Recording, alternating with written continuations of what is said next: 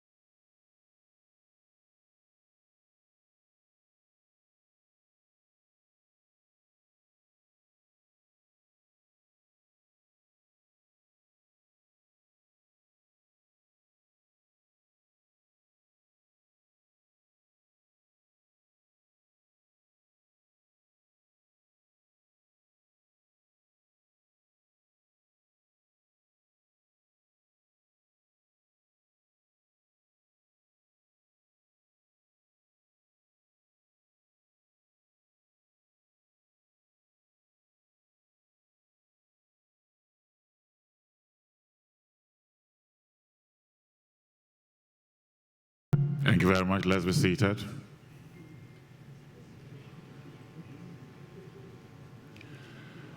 Your Excellency, the Vice President of the Federal Republic of Nigeria, and I must add some grace to my tongue to welcome you, sir. The reason being, you landed only 3 a.m. this morning, where you went to deliver the keynote address at the Financial Times Africa Summit. This is in no doubt shows that you love Nigeria deeply. Me, Mia Mota, will have still been sleeping. But you're here just a few hours after landing from the UK. Can we put our hands together for the Vice President, please?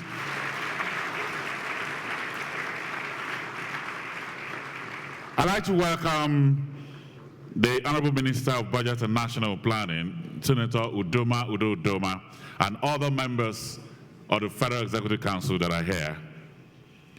The chairman of the Nigerian Economic Summit Group, Mr. Abba Bukar Kari, and other members of the board of the NESG that are here, I welcome them. Also here with us, I'd like to welcome very specially all the CEOs of the companies that are here, members of the diplomatic corps, our development partners, invited guests, ladies and gentlemen. Your Excellencies, distinguished ladies and gentlemen, on behalf of the Federal Ministry of Budget and National Planning and the Nigerian Economic Summit Group, I welcome all of you most heartily to the 23rd edition of the Nigerian Economic Summit, focused on the opportunities in the economy and the need for productivity and employment as a means of actualizing our economic recovery and growth plan. Experts believe that Nigeria presents a tale of contrasting fortunes, more or less a coin with two different sides.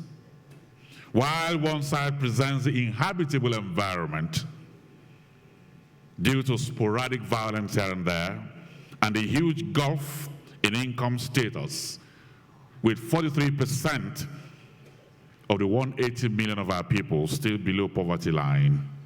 But there's the other side that is less talked about, the side that shows the vast potentials and the fragments of a rapidly growing economy, the population size, the large workforce with relatively young median age, vast mineral resources that is beyond oil, and the diversity and richness of our culture.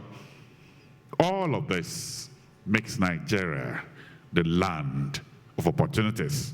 So in the next 3 days, we'll engage our minds and think Nigeria. And there's one person alongside his board has thought Nigeria in the last 23 editions of the Economic Summit. He's the chairman of the Summit Group. Let me also, alongside, welcome all the past presidents of the Nigerian Economic Summit Group that are here with us. And so, Your Excellencies, distinguished ladies and gentlemen, let me welcome the chairman of the Economic Summit Group, Mr. Advocacy, to please step forward here and welcome all of us.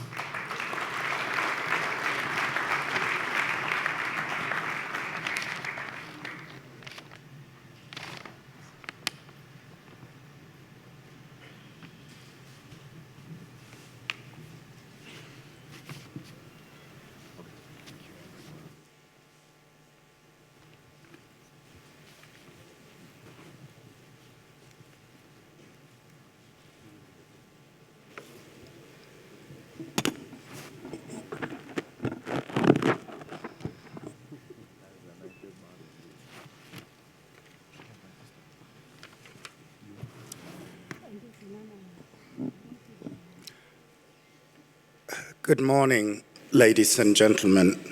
Mr. President, the President of the Federal Republic of Nigeria, President Muhammadu Buhari, GCFR, His Excellency, the Vice President, Professor Yemi Osinbajo, the Honorable Minister of Budget and National Planning, Mr. Udoma, all federal cabinet members, distinguished and honorable members of National Assembly, members of the Board of Directors of the NESG, distinguished ladies and gentlemen, welcome to NES 23. I'm delighted to welcome you all to the 23rd Nigerian Economic Summit, jointly organized by the Nigerian Economic Summit Group, NESG, and the Federal Ministry of Budget and National Planning. The first edition of the summit was held in February 1993. We've gone a long way. It has remained the most robust and credible platform for the interrogation of our national economic policy direction and indeed the economic growth strategies designed to address the challenges of our times. The Nigerian Economic Summit Group has evolved into leading advocate for the reform of the Nigerian economy into one that is open and globally competitive. The summit is designed to facilitate public-private dialogue towards accelerated national development. The adoption of recommendations proffered at these annual summits are evident in many of the economic reform initiatives of past governments. These include the liberalization of the telecommunications sector, pension industry reforms, the privatization of public enterprises, and the adoption of public-private partnership in the provision of much-needed infrastructure. The NESG has continued its tradition of engaging the various arms of government, and we are pleased that His Excellency President Muhammadu Buhari is ably represented by His Excellency Vice President Professor Yemi Osinbajo. Thank you, sir, for coming. We are optimistic that the robust dialogue that will hold over the next 3 days will make a meaningful impact on the economic fortunes of our great country. When we held the last edition of the summit, Nigeria was grappling with the worst economic slowdown and first recession in 25 years. But the government and business community can now heave a measured sigh of relief as the latest GDP growth numbers confirmed that Nigeria has slipped out of recession, albeit with a very modest 0.55% growth in the second quarter of this year. The recovery was led by the oil sector, which was driven by higher oil prices and improved production. At the last summit, the NESG called for a more pragmatic engagement of the Niger Delta region by the federal government to address the frequent disruption to oil production linked to vandalism of oil production and transportation infrastructure. We are pleased to note that the impact of the engagement of the government and the resultant impact on the broader economy. However, growth in the non-oil economy remained low. It's growing, but low. Nevertheless, we note that action led by the Central Bank of Nigeria to stabilize the exchange rate and increase dollar supply to the economy also meant that many industries in the non-oil sector were able to turn the corner after a very difficult 2016. While the steps taken have been positive for the economy, it is important to note that the cost and supply of dollars remain a challenge for many businesses. These and other challenges continue to make Nigeria a tough place to do business. We, therefore, emphasize again that policy and institutional reforms must continue if we are to realize the potential of this economy. At NES 22, with the theme Made in Nigeria, the summit focused on the need to revitalize the economy through strategies that promote inclusive growth, as well as higher levels of broad-based production and consumption. We have to produce what we consume.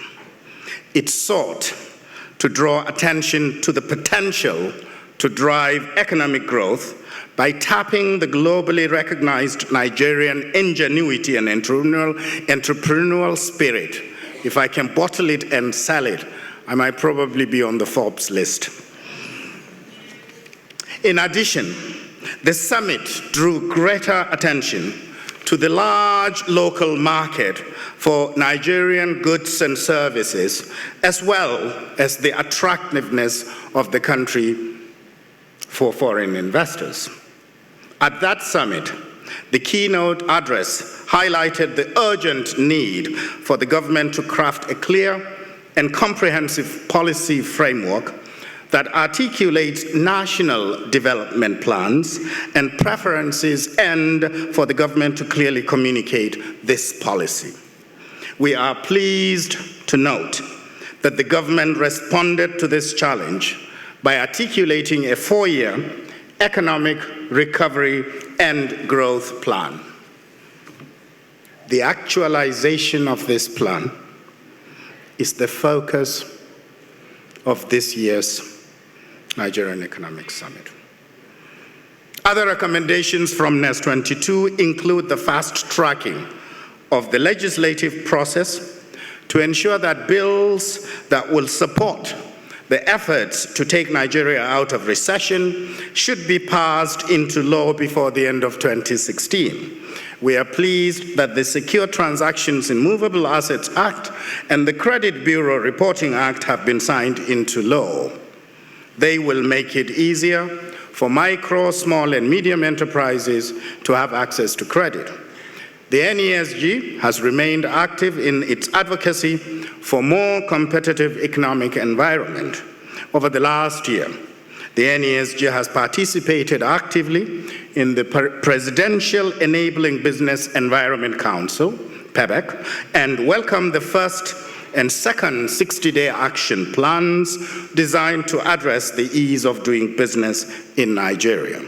We have also deepened the work of the National Assembly Business Environment Roundtable, NASBA, which was created in 2016 as a platform for the legislature and the private sector to engage, deliberate, and act on a framework that will improve Nigeria's business environment through a review of relevant legislations and provisions of the Constitution. Since October last year, we have worked with the National Assembly on the following bills: the National Transport Commission Bill, Federal Roads Bill, National Roads Fund Bill, Nigerian Ports and Harbor Bill, Nigerian Inland Waterways Bill, Federal Competition and Consumer Protection Bill, National Independent Warehouse Regulatory Agency Bill, National Payment Systems Bill, amongst others. We are also working with the National Assembly to review the Companies and Allied Matters Act, CAMA, and Investments and Securities Act. Through our 10 policy commissions, we have continued to work with the various ministries, departments, and agencies. We are working closely with the federal government on the implementation of the ERGP and the Open Government Partnership, or GP. Just last June, the NESG and the Federal Ministry of Science and Technology, with the support of Heinrich Ball Stiftung, that's Henrik Ball Foundation for you English speakers, convened the Nigerian Renewable Energy Roundtable to galvanize efforts to achieve the federal government's objective of generating 30% of 30 gigawatts of electricity from renewable energy by 2030. Your Excellencies, distinguished ladies and gentlemen, we have convened this year to discuss the measures that must be taken to actualize the tri-issues of opportunities, productivity, and employment. We have structured the summit theme on 5 sub-themes that will serve our thematic pillars. Think Nigeria, skills, competencies, and capacity, access to capital, legislation, and economic inclusion. They will drive discussions at our platform. We have also identified sector opportunities that can immediately create opportunities and jobs. They are the nucleus of discussions at our breakout sessions, to which we have allocated more time this year so that they can be more engaging, in-depth, robust, and incisive. We are delighted that our state governors have committed to participate in this year's summit. We had a very successful meeting with the Nigeria Governors Forum last month, and we are currently working on a framework of collaboration with them. Later today, we shall be hosting a working lunch meeting with the state governors. Thank you for coming, sirs. On economic competitiveness and ease of doing business. As we know, every business is a tenant of a state. And we believe that our advocacy for a more globally competitive environment must not be limited to the federal government. The NESG is increasing its focus on state governments that are willing to dialogue with us to address competitiveness and the ease of doing business on the subnational level. Only a robust engagement with the private sector can deliver the inclusive growth that the various state governments strive to attain. We are so delighted to host our partners at the World Economic Forum at this year's summit for a special session on capturing opportunities in the circular economy. During that session, leaders from the public and private sector will convene to discuss a range of issues, including how some of the largest multinationals, in collaboration with government, international organizations, and local business leaders, have been addressing the challenge and opportunity of e-waste. We will also have a side event with the World Bank on domestic revenue mobilization. So, a lot of hard work lies ahead, but Your Excellencies, ladies and gentlemen, the NESG is pleased that the first edition of a startups pitching event will hold at this year's summit. This event aims to connect Nigerian entrepreneurs seeking to raise funds with potential investors. The portal for submission of applications was opened on September 1 this year, and by the closing date of September 22nd, 3 weeks later, we had received 263 applications from startups across the length and breadth of the country. The first level screening reduced the number to 31. The adjudication process brought it further down to 11. And the final selection, which required video presentations from them, has given us 8 selected early-stage startups that have been invited to pitch to potential investors and venture capitalists. There will be a jury to select the top 3 startups. We believe that the show of support for small businesses will inspire even greater funding for micro, small, and medium enterprises that are in dire need of capital and mentorship or business advisory services. Let me just take this opportunity to acknowledge our event partners, Venture Capital for Africa, VC4A, Lagos Angel Network, LAN, for providing the support infrastructure to deliver this initiative. We also acknowledge supporting partners Accenture, Banwo and Ighodalo, Templars Law Firm, Olaniwon Ajayi, LP, and Olisa Agbakoba Legal for offering to provide free business and legal advisory services to these selected startups, as well as Ventures Platform. Kola, where are you? Ventures Platform Limited that hosted them in an accelerator in a boot camp here in Abuja to prepare the startups for this event. They have also enrolled in their hub for further mentoring. I want to use this opportunity to invite other corporate organizations to support this initiative and any other similar initiatives by providing capital either as private equity, venture capital, or impact investment to these startups. There is no better way to walk your talk.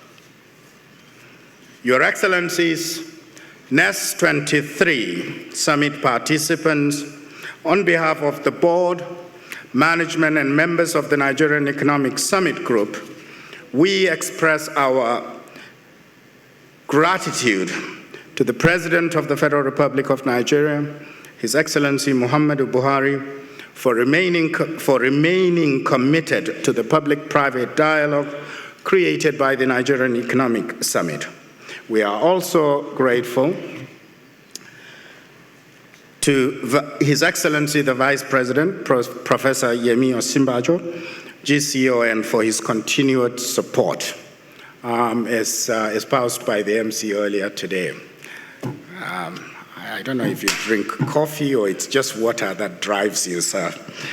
I thank everyone present in this hall today and welcome you to the Nigerian Economic Summit 23. Thank you. This is a public-private partnership. But the beauty of it is that the next speaker who is coming from the public used to be in the private sector.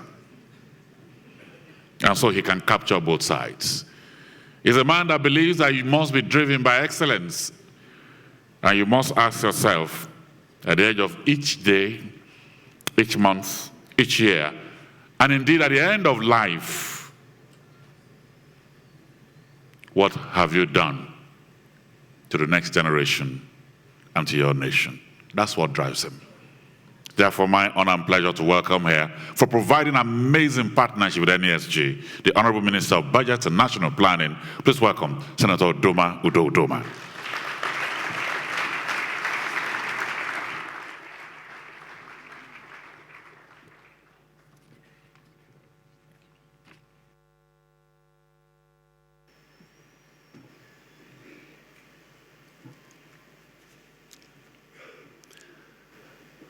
Your Excellency,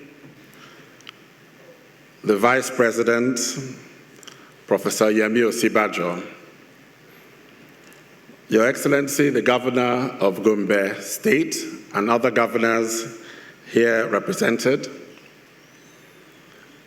members of the National Assembly, honorable ministers, the co-chair of the Economic Summit, distinguished ladies and gentlemen. This is a double welcome.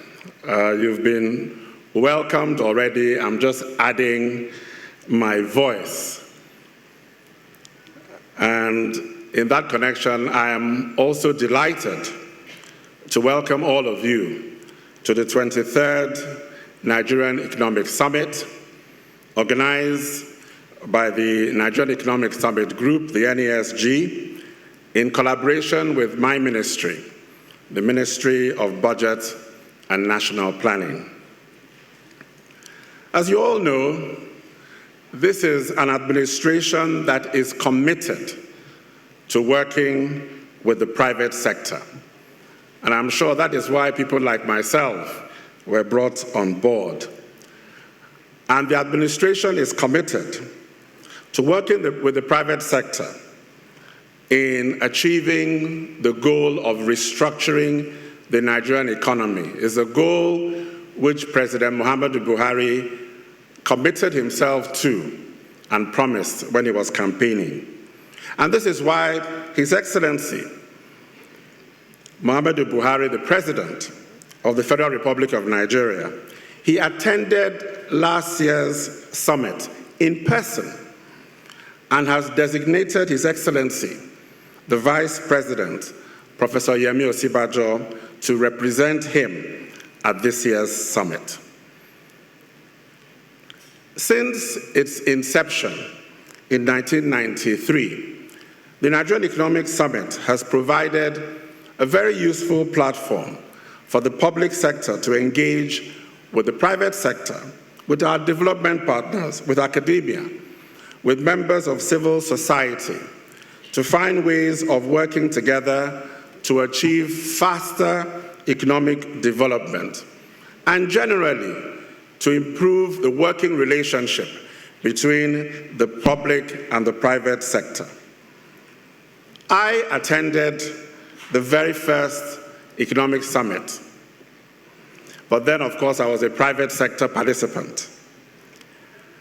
And some of the expectations that we had at that first economic summit are being realized. The working relationship between the public and the private sectors are so much better today, I can assure you, than in 1993.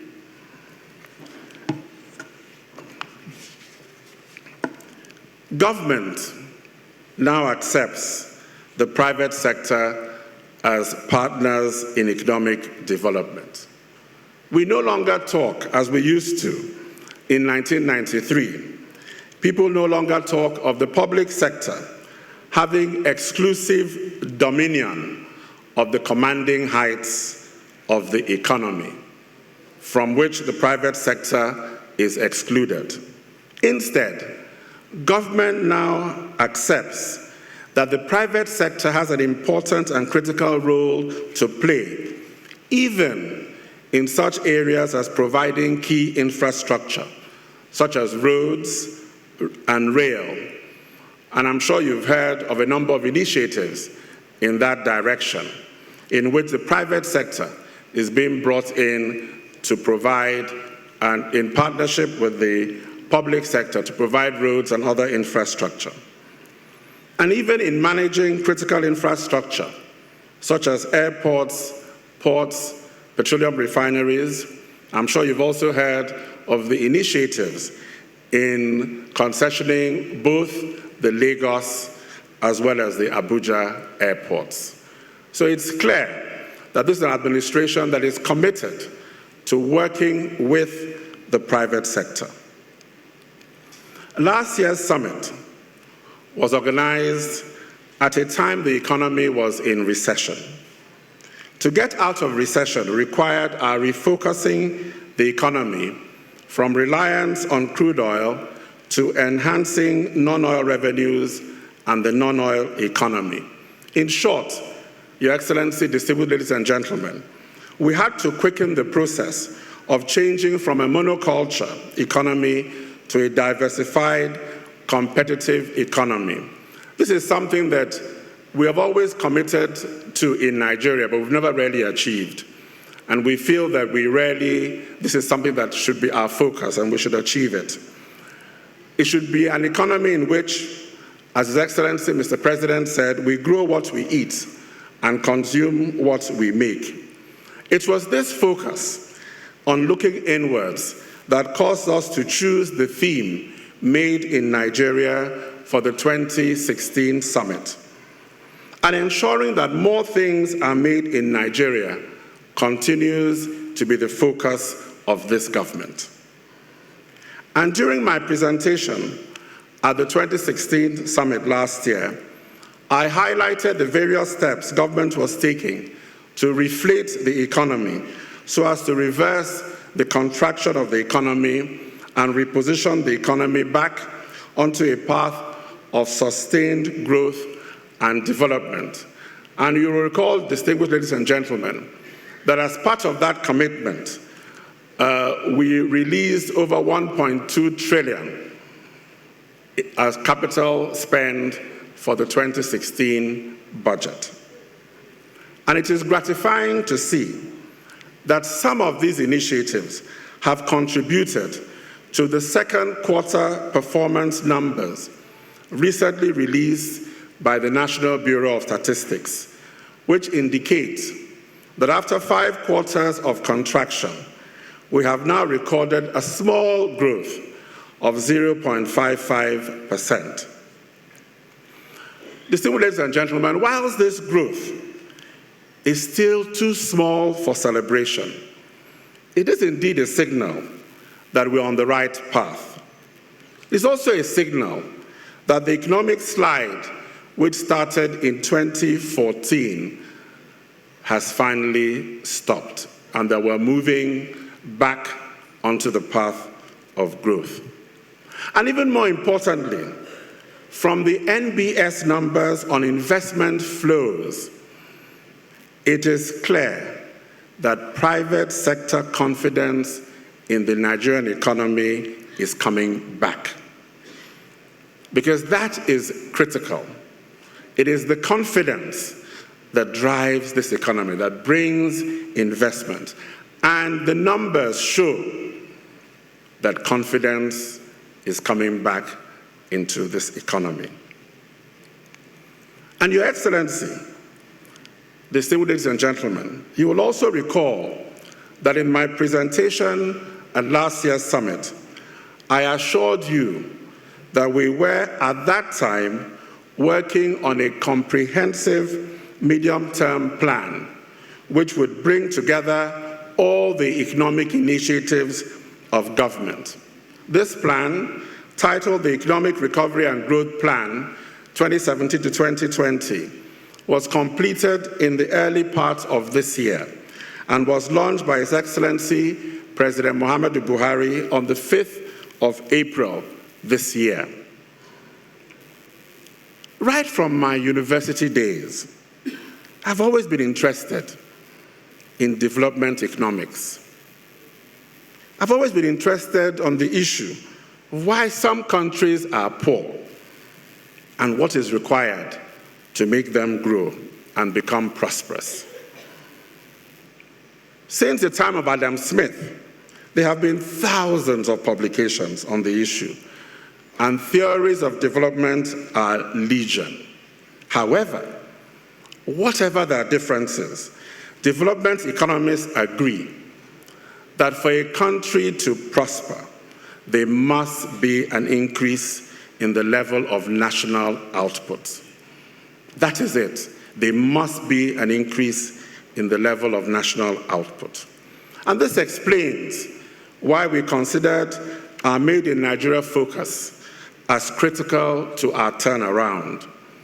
And the Economic Recovery and Growth Plan, therefore, includes that concept, that inward concept, made in Nigeria, looking at what we can produce, turning the country from principally a consuming to a producing nation. However, the Economic Recovery and Growth Plan is more than this. It sets out in a single document our comprehensive strategy for increasing our national productivity and output in order to achieve our objective of a prosperous economy providing maximum welfare for all our citizens. Our aim, simply put, is to achieve a growth rate of 7% by the year 2020. And thereafter, we want to continue on that trajectory so that we can ultimately reach 10% growth rate in succeeding years. Because it is at that level of growth that really we can make the sort of major impact that we want for this country. It is at that sort of growth that we can achieve our ultimate aim, which is to become a regional, industrial, and commercial powerhouse. And we can achieve it. We can do it. Your Excellencies, distinguished ladies and gentlemen, the ERGP is a product of extensive consultations. I therefore wish to express our appreciation to all those of you who contributed towards the development of this plan, and many of you are here. We worked together on this plan. The ERGP is a product of public-private sector partnership. I also thank members of the public as well as our development partners for the various supportive comments on the plan. And there have been a lot of very, very supportive comments for which we are very appreciative.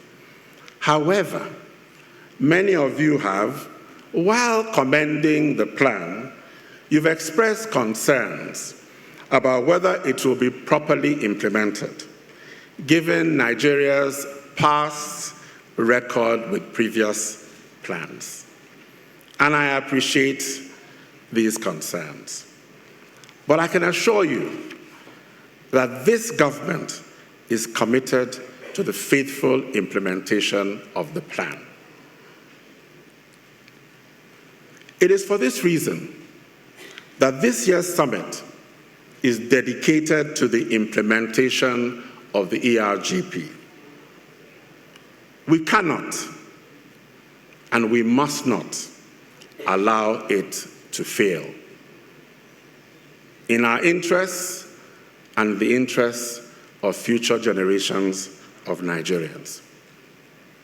At this summit, we will therefore be expecting the active participation of all the private sector persons gathered here in reviewing and strengthening our implementation strategies.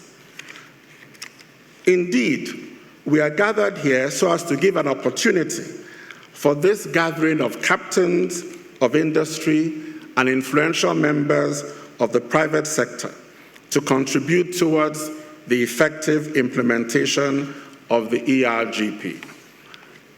And distinguished ladies and gentlemen, to make it easy for all of you, we have produced an abridged version of this plan. And this will be distributed to everybody here, so that you should have it with you throughout this summit session. As my co-chair said, you've come here to work.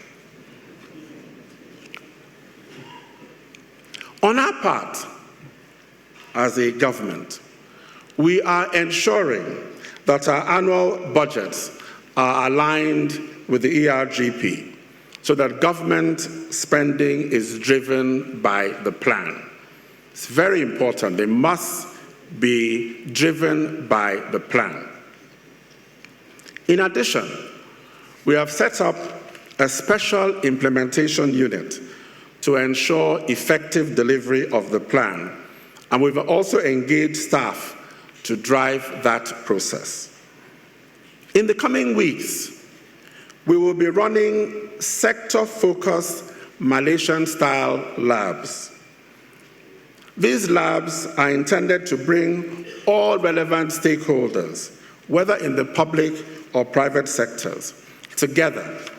We will assemble, will come together into weeks, because this is hard work, weeks of intensive working sessions to brainstorm on practical steps to overcoming any identified challenges in the selected area. The central objective of these labs will be to bring in private capital to finance projects across the country.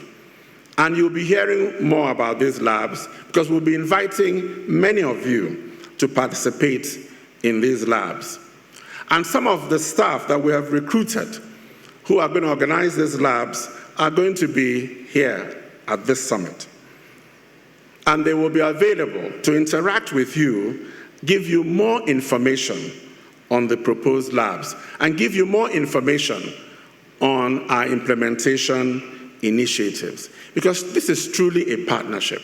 We want to work with you. So they're going to be here, they will introduce themselves, and we will organize these labs. We're also retaining some consultants who are going to help us to organize the labs. And these labs are going to help us to generate private sector funding for a lot of our initiatives. Because as you know, public sector funding is limited. So we have to work together to achieve these objectives.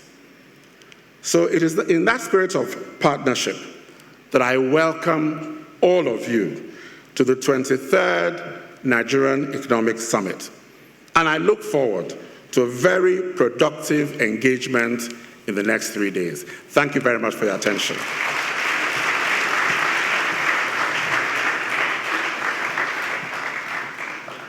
Thank you too, Honorable Minister. We appreciate you. Thank you very much. Your Excellencies, distinguished ladies and gentlemen, the Inside Session is a new thing in the 23-year editions of the Nigerian Economic Summit. It is new for NES 23. And why? Because we shall be looking at the issue of Nigeria from two perspectives, the creative and poetic on one side, and then the logical and numbers on the other. So our first speaker is the poet. He is the son of one of Nigeria's writers and senators. He is Nigeria's most prolific performance poet. He is a spoken word and poetic performance person. An award-winning author. He has written about 8 books. A natural and gifted storyteller. But he's also bohemian. If you hear what we call creative orthodoxy, that's who he is. So before I call him, let me also formally welcome His Excellency the Governor of Gombe State, Alhaji Ibrahim Hassan Dakwambo. I'd like to welcome you very specially. And also here the Deputy Governor of Ogun State, Mrs. Yetunde Onanuga. Your Excellency, you're welcome. So Your Excellencies, distinguished ladies and gentlemen, his views are likely going to be very different. The way he's dressing is also different. Please welcome Dike Chukwumerije.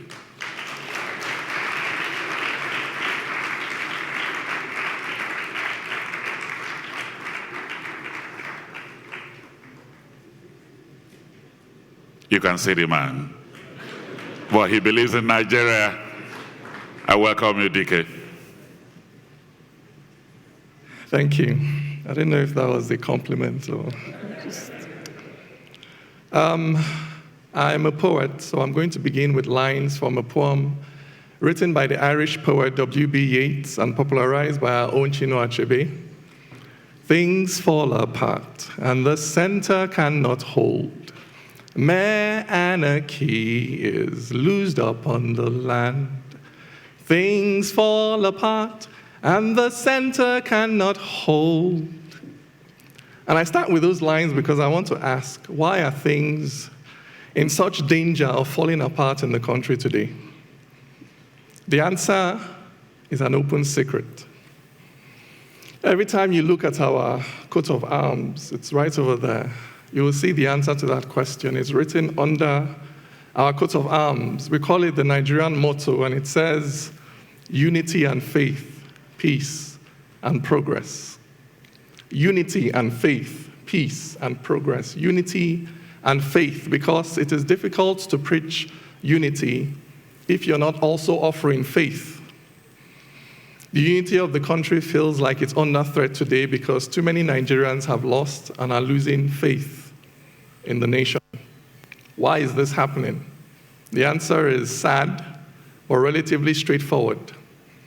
Where you have a soldier that has paid the ultimate price defending the territorial sovereignty of the country, perhaps in the northeast, and afterwards the government struggles for one reason or the other to care for the widow and orphans he's left behind, people lose faith.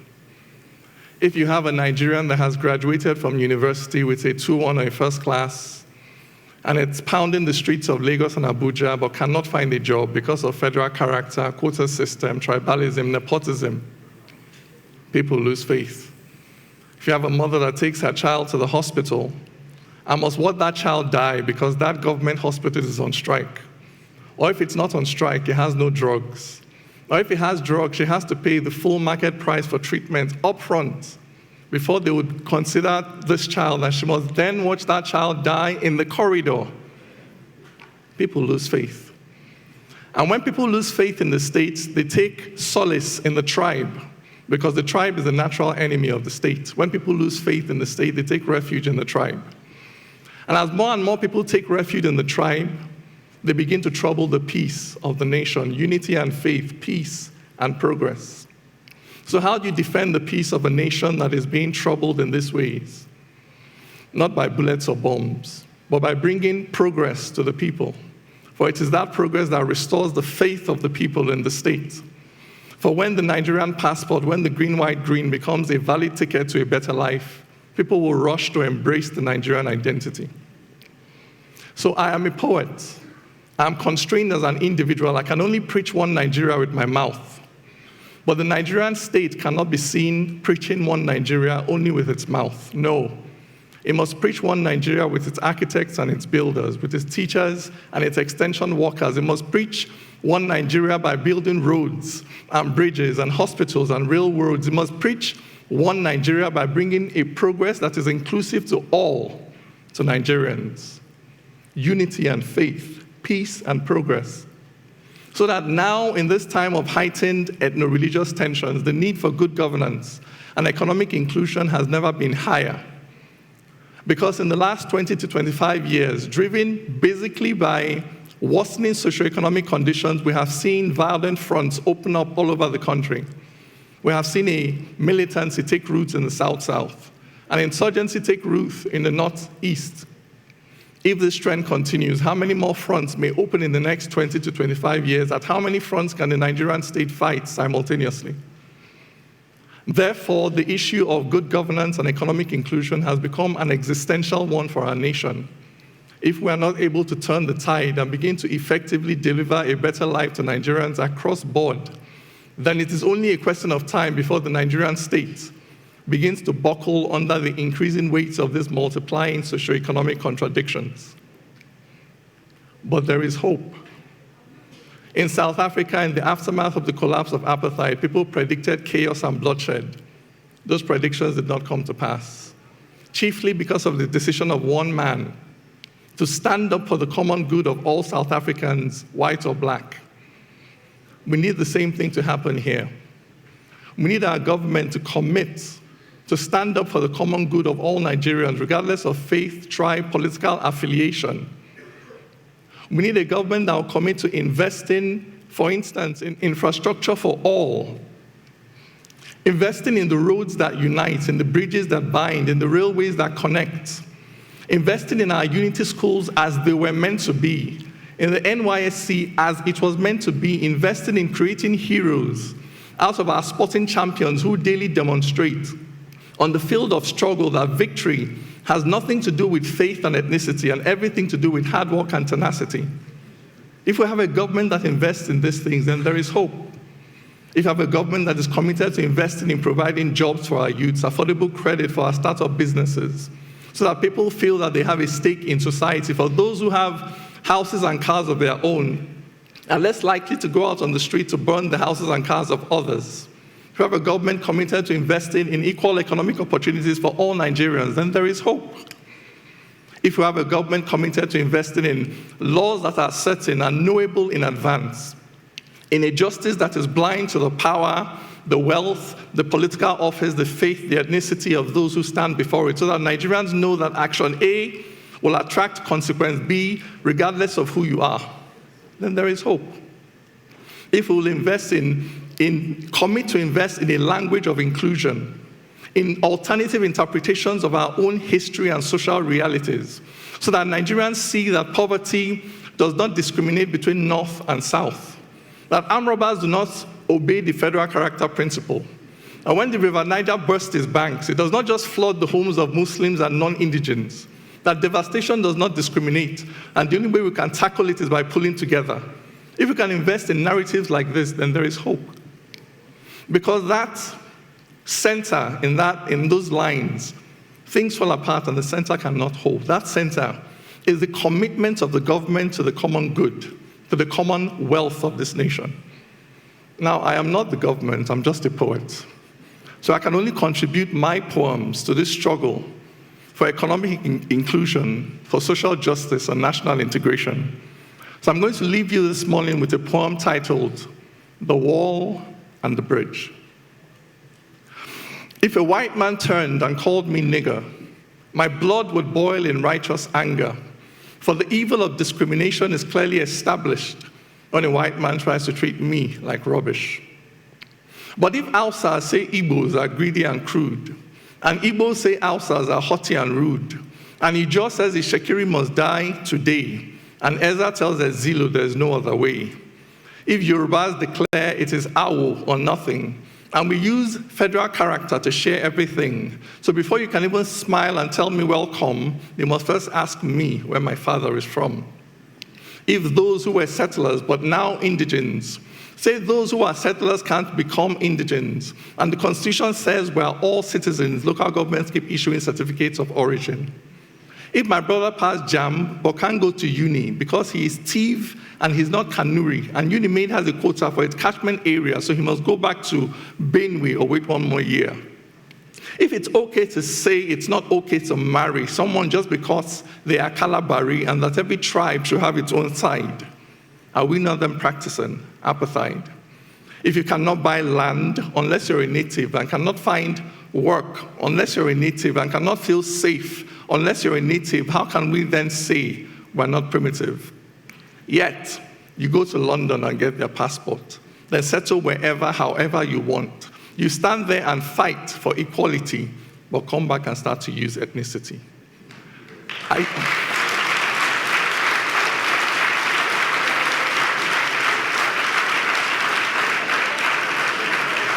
I don't get the logic of thinking it's different, to be tribalistic and then to be racist.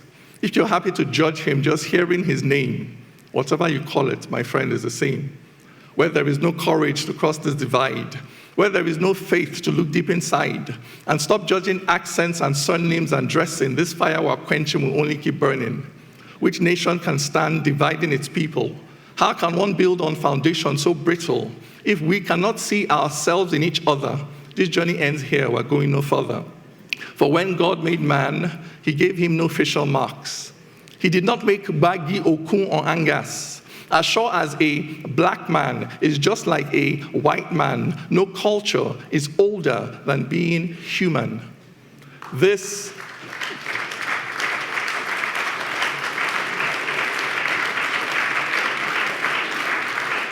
is the truth until we accept it. Our nation will stumble on its broken feet. For the same things can bind us that drive us apart. For the wall and the bridge are both in the heart.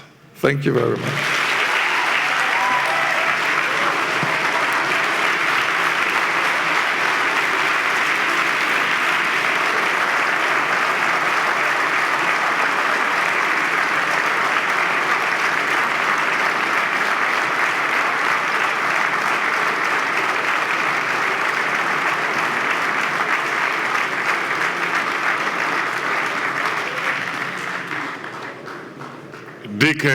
DK Cable. Can we put our hands together one more time for this amazing? Thank you.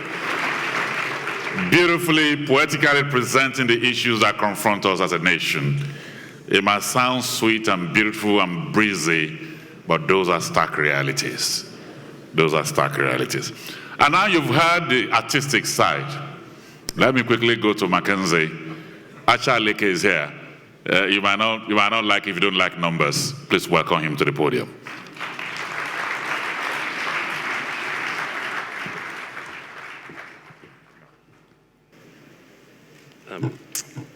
Good morning. I am not a poet, but I'll try to share some numbers. Can we have the presentation, please? Your Excellency, the Vice President of the Federal Republic of Nigeria, Your Excellencies, governors here present, members of the National Assembly, honorable ministers, chairman of NESG and board members, captains of industry, invited guests, ladies and gentlemen. What I've been asked to do is to quickly just set the context for this 23rd summit, so we're on the same page, leading on into our deliberations over the next 3 days. So what we do very quickly is talk a bit about the recap of some of the context, not just in Nigeria, but across the continent. We'll then talk about the economic recovery plan that the Honorable Minister has spoken so eloquently about very quickly, but more importantly, what has happened since we launched the plan. And then talk about an imperative for more public and private collaboration for us to accelerate this momentum, which is what we need as a country. So quickly, on the context, this is not very quickly. Let's talk about Africa as a continent, right? So as we know, growth has slowed down. We used to be the second fastest growing region in the world. Over the last 5, 6, 7 years, we dropped to the third fastest growing region in the world. And that's as a whole continent. Now, if we think about why that is, and first, it's 54 countries, so when we talk about Africa, we need to realize that we need to be a lot more granular. If we look at 3 different sets of countries, the first are the Arab Spring countries, the countries in the north that went through the Arab Spring. Those countries used to grow at about 5% a year up until 2010, and growth has gone to 0, right? So they're not growing at all, and that has dragged down the average. If you then look at the oil exporters like us, like in Algeria, like Angola, growth in those countries has actually halved, right? And that has also dragged down the average. But if you then look at the rest of the continent, they've actually, despite the slowdown around the world, the rest of the continent has accelerated the growth from 4% to about 4.5%, right? So even despite these conditions and the things we can learn to continue to drive growth across Nigeria. Now, why is that, right? And really the 4 headwinds, and I think we all know, one is the oil price, right? Oil prices have collapsed, and that has affected us big time. The slowdown in capital flows is good to see that it's starting to pick up again here in Nigeria, but that has slowed down. The broader slowdown in growth in emerging markets, not just in China, but across the world, and that has affected both the demand for some of our natural resources, but also supply of capital which we received quite a bit of in the past. And then some of the insecurity concerns that we know we face here in Nigeria, but also across Africa. Now, what has that then done to us as a continent? First, you'll see growth. On the x-axis is growth from 2000 to 2010. On the y-axis is growth from 2010 to 2015. And as I said earlier, there are a number of countries that actually have accelerated the growth, right? So, the Ghanas, the Cote d'Ivoires, the Ethiopias, the Rwandas, these are countries, despite these conditions, are still growing at 8 to 9% a year. There are a number of countries that have decelerated the growth, right? But more importantly for us is that the top 6 economies on the continent, which account for about 60% of our GDP, growth has slowed down, right? So it's not just in Nigeria, but it's also in South Africa, it is in Algeria, it's in Angola, it's in Morocco, and it's in Egypt, right? Growth has slowed down. So that's what's happening across Africa. If we come to Nigeria specifically, as we know, we went through a period of the financial crisis, did affect us. We then started recovering, and growth started picking up. And then we then went through a period of recession. Now, very quickly, through that, as we said, growth slowed down, but all of the macroeconomic indicators, as we know, right? So deficit got worse, exchange rate, we started to see the divergence in the exchange rates, and we also started to see inflation tick up quite a bit.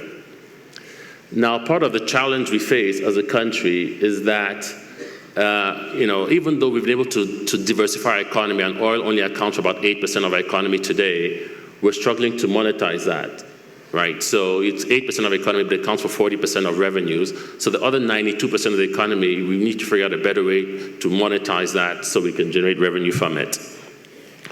In addition, the good news is we've actually been able to quite significantly increase our non-oil revenues, right? We've grown non-oil revenues 16% year on year over the last 10 years, to offset also the drop in oil price and oil revenues. But despite that, we're still struggling on the fiscal side, right? We're still low when it comes to tax to GDP. So we've grown non-oil revenue, tax, and customs, but we still have a long way to go.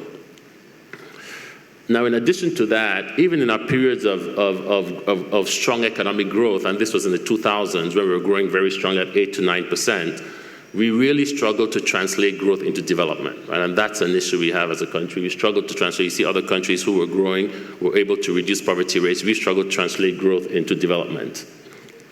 And as such, we look at our human development indicators, and on a number of dimensions, the human development indicators, where it's maternal mortality, where there's a number of children out of school, the highest in the world, over 60% of them are girls, whether it's life expectancy, where it's lower than the average across Africa in Nigeria today, whether it's number of people with not access to potable water or to electricity. On all of these indicators, we have a long way to go, right? In a context of, as one of the speakers said earlier, our population is growing, right? The latest reports show that we could hit 800 million people by the end of the century, right? So again, bold actions need to be taken to get there. So what has happened in the past year? As we know, the minister has started to spoke quite a bit about it, right? So we launched the economic recovery plan. It's based on 3 pillars, right? Investing in our people, restoring growth, and building a competitive economy. We then also have the right enablers in place to do that, and as the Honorable Minister talked about, the delivery to make sure that this happens. Now, I won't go through, you have the summary of the ERGP. It's structured around 12 key initiatives and 5 strategic thrusts. We won't go through them quickly. You'll see it in the document. What's more important for us as a technical team when we started to reflect on what has happened since then is that there's been some good news. The feedback first on the ERGP has actually been very positive, whether it's from the media or some of our development partners. The feedback has actually been very positive, and everybody said, look, this is the right plan, but we need to make sure that it gets delivered. And what has then happened from a delivery side? First, as we talked about, we actually went through, a tough period as a country. We bottomed up, we talk about we're out of recession now, but that started at the beginning of the year. You can see how GDP growth started to improve, and we are now out of recession, which is a good sign. In addition to that, our oil production has increased and stabilized. We're close to 2 million barrels a day, which is very important for an economy like ours, which is still highly dependent on oil revenue. Our external reserves have increased quite a bit over the last few months as well, which is always helpful. And the exchange rate is converging, right? So quite a bit of progress over the last few months since the plan was launched.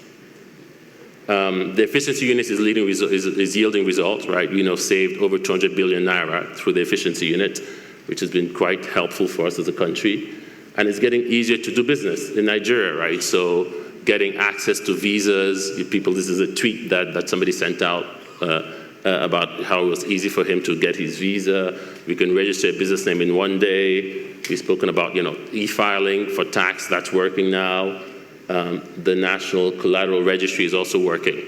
So it's starting to get easier for businesses to operate in the country. And the National Assembly, thank you again, the National Assembly members here present, has played a key role in passing some of these bills. We've spoken about the Credit Report Act, the Movable Assets Registry, and the other bills that are in the process, especially the Omnibus Bill, which is all about ease of doing business, right? So the National Assembly has played a key role working with the public sector and the private sector to deliver on all of this.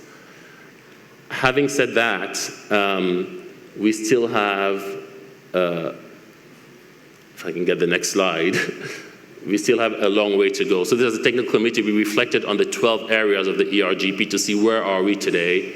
We would argue that there are 2 areas that are green, right, on ease of doing business and on increased oil production. We would argue that there are probably 2 or 3 that are still red, where we need to really see more progress around privatizing assets, around private financing for infrastructure, and around refining for self-sufficiency. And the others will say, we're getting there, it's more yellow, right? So again, it's early days, but still a lot to be done to accelerate the momentum. And just finally, to quickly end with where we believe public and private sector need to come together even more to drive, to accelerate this momentum. 5 areas. 1 is on jobs, 2 on infrastructure, 3 on diversifying our economy, 4 is on the social services, and 5 is on delivery. So just quickly on jobs, we all know that we have a jobs problem and an unemployment problem in the country today. Part of the issue we have in general across Africa is that the sectors that deliver jobs are different from the ones that deliver growth, right? So resources tend to deliver a lot of growth, but it doesn't employ a lot of people. The sectors that drive jobs are more agriculture, retail, and wholesale trade, and those are the ones we need to accelerate. And so what we need to do there is really focus on these subsectors, work with the public sector and the private sector, work across the value chains that we create jobs, and make sure we have access to financing, we have the right infrastructure in place, the right business environment, and the right skills in place to deliver on this. So that's one of the key priorities where we need to work together. The second area is on infrastructure, right? This came from the work we did on the infrastructure master plan. On average, countries with good infrastructure have a 70% infrastructure stock to GDP ratio. In Nigeria, today we're still about 20-25%, so quite low. A lot needs to be done. We just took one metric. If you look at the World Bank's PPP database, in there, as Nigeria only listed as 1 project, and there it may not be the right number, but still a long way to go to get PPPs, to deliver, to do more PPPs and do them quickly in the country. And so again here, a lot needs to be done from the private sector and the public sector working together. Private sector has to provide a lot of the financing, the public sector has to provide the enabling environment. We need to make sure we have the right capabilities and skills in place to deliver on these projects. So again, a lot of need for public and private sector collaboration in infrastructure. On manufacturing, again, same if you look at countries as manufacturing as percentage of GDP, we today are about 10%, right? A long way to go in diversifying our economy beyond oil and gas. Countries like Ethiopia have done an amazing job over quite a short period of time to really drive the manufacturing sector by setting up these special economic zones that work, right? We have them here, but we need to get them to work. So again, this is where business and government have to come together to drive the diversification across a number of areas around productivity. But more importantly, I guess, for us in Nigeria is really about making sure that we set up these manufacturing hubs in this industrial zone, that it works properly, right? Not just on paper, but that it works properly. So a lot to be done between the public and private sector on the manufacturing front. In social services, same here. We just looked at health expenditure in GDP compared to other African countries, again on the public sector side and on the private sector side. Again, huge room for growth. And this is where it's not just the public and the private sector, the donors also play a key role here in helping us achieve better outcomes for our people on health and on education, right? So again, here we need to see a lot more collaboration between public and private sector. And then finally in delivery, the Honorable Minister talked a lot about the delivery. We actually had a whole cabinet retreat focused just on delivery, the clear steps that need to be taken for us to deliver on the ERGP and all of our projects. We would argue that the 5 things that need to happen in Nigeria today, we need to have these detailed action plans, hence the labs, which are going to get going. We need to build capabilities of our people to deliver on this. We need to hold people accountable, right? Make sure there's consequence management for people when they don't deliver. We need to make sure there's better collaboration between federal and state. It has to, a lot of it happens at the state level. And finally, we need to make sure we communicate effectively. Right, and again, here the private sector has a key role to play in supporting the government to ensure delivery, right? Whether it's providing financial support, whether it's a knowledge exchange and best practices. We've seen some secondments that have been very, very helpful to the public sector. Whether it's capability building, or whether it's actually holding the government accountable in sessions like this, holding government accountable to what they promise. And if we're able to deliver on all of this, the good news is hopefully we can get to the point where we can be celebrating the fact that we've achieved not 7%, but potentially double-digit growth. Thank you very much.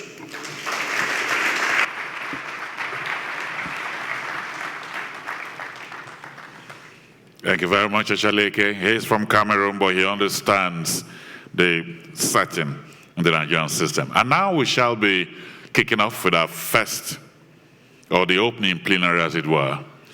Let me welcome our moderator, Ms. Kadaria Ahmed, Director of Daria Media Limited, to step forward to the podium. Kadaria, welcome you. Thank you very much. And these are members of the panel. Let me welcome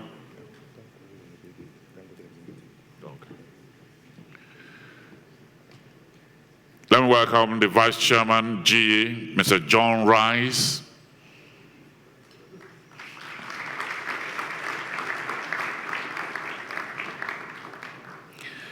And the man who gave the world Afri-capitalism, empowering thousands of African youths and deploying them into entrepreneurship. The chairman of Health Holdings, Mr. Tony Elumelu, is also here.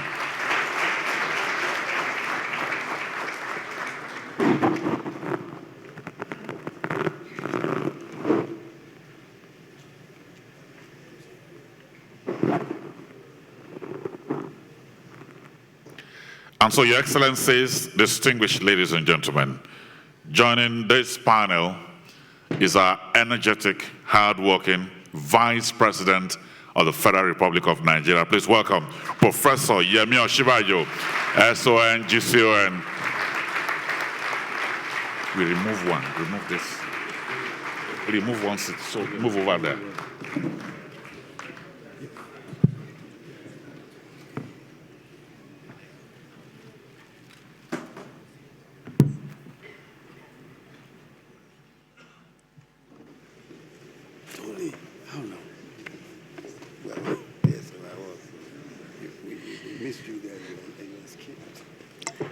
Good morning, everyone, and welcome.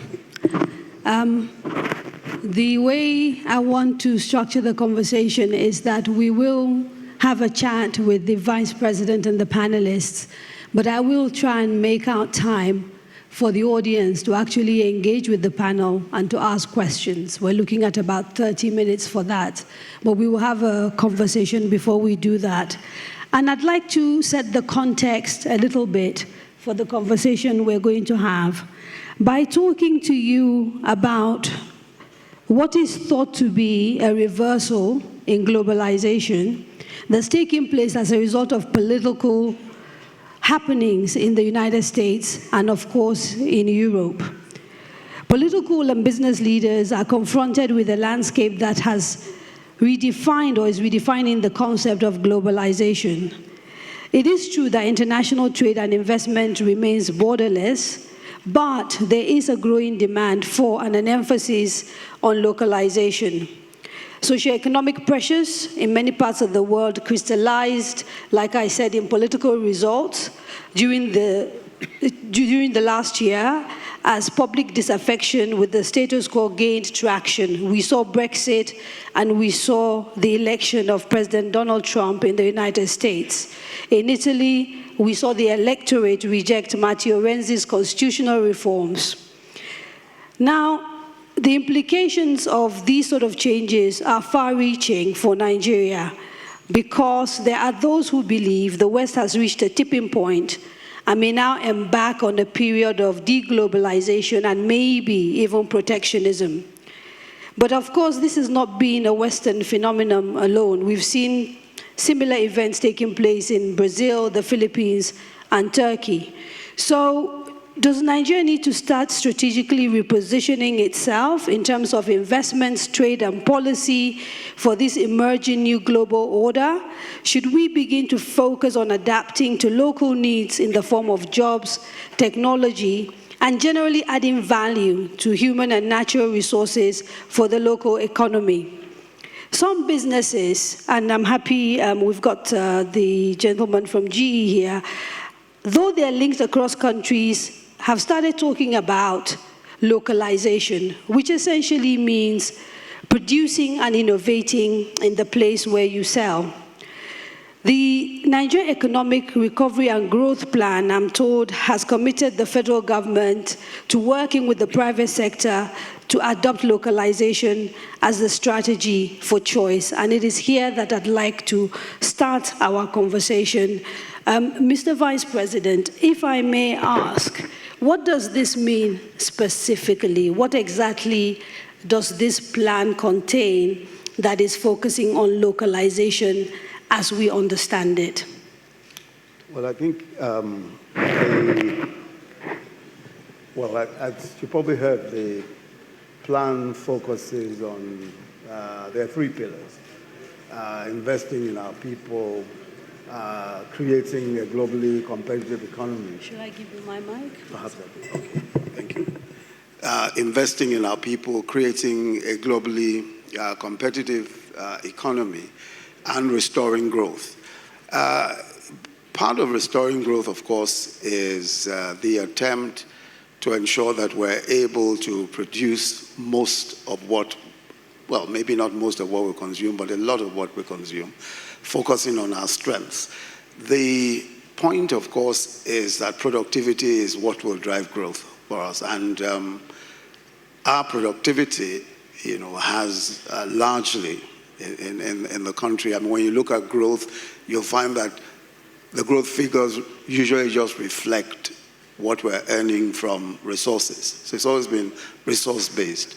But now we're looking more at productivity, we're looking more at manufacturing, we're looking more at agriculture and the agro-allied value chain. So for us, it's really more a focus on those things that will drive productivity, aside from just the resource-based type of growth that we've seen in the past. Now, I took a quick look at the plan, and generally, when you're talking about productivity, you're talking about things like skill sets, so the ability of people to actually do the job. So capacity building, you're looking at the cost of capital, and I think it has been mentioned, and access to capital as well. And we're also looking at infrastructure. And yet, we talk about these things almost as if they are quick fixes. I kind of haven't seen any concerted effort, for example, to talk about overhauling education, which is the basis for building skills and getting people to work. Well, I think that there's a lot that's going on. There's a lot that's going on. And again, just as you've spoken, it's difficult to cover the whole range of what is going on. But I want to say that if you look at what's going on in infrastructure, for example, it's clear that we need adequate infrastructure to be able to drive the growth that we're talking about.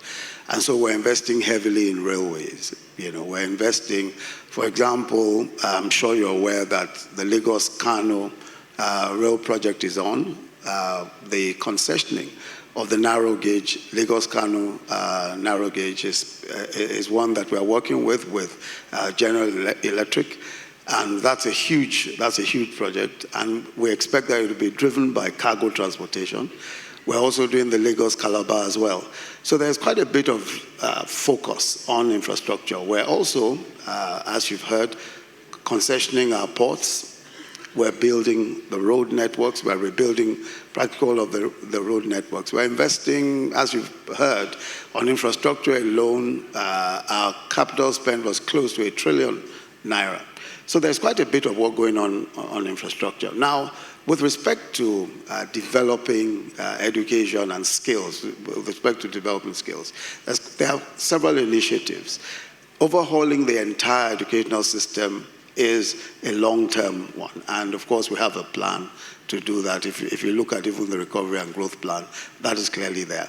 But that's a much more long-term thing. In the short term, we're looking at vocational education. And we're ramping up vocational education in various institutions. The Ministry of Education has been mandated to look at how relevant vocational education, especially with private sector involvement. There is some work that we're doing, especially in the power sector, with Siemens, for example. They have a power academy. There's some work going on there looking at how to develop middle cadre competence in the power sector. We're also looking at how to develop middle cadre building skills. You know, Dangote is working with us on an academy in that respect as well. There's a need for some quick fixes. There's a need to quickly fill the gaps, especially in industry that is growing quickly. But there's also a long-term plan that really has to just go through its normal course, and you really can't speed that up in any significant way. It just has to run its course. Thank you. If I could, Mr. John Rice, GE has talked about the fact that it is looking at localizing operations. In Nigeria, what does that mean? Well, for us, we've been localizing various aspects of our operations for the last 10 years. Most recently, the construction of a state-of-the-art facility in Calabar, which supports our power business and will support our oil and gas business over the next few years. And on the whole subject of localization, I'd say one thing is very, very important, and that is that the government outlined very specific objectives and requirements, and then hold us and other companies that are active in the country accountable for that.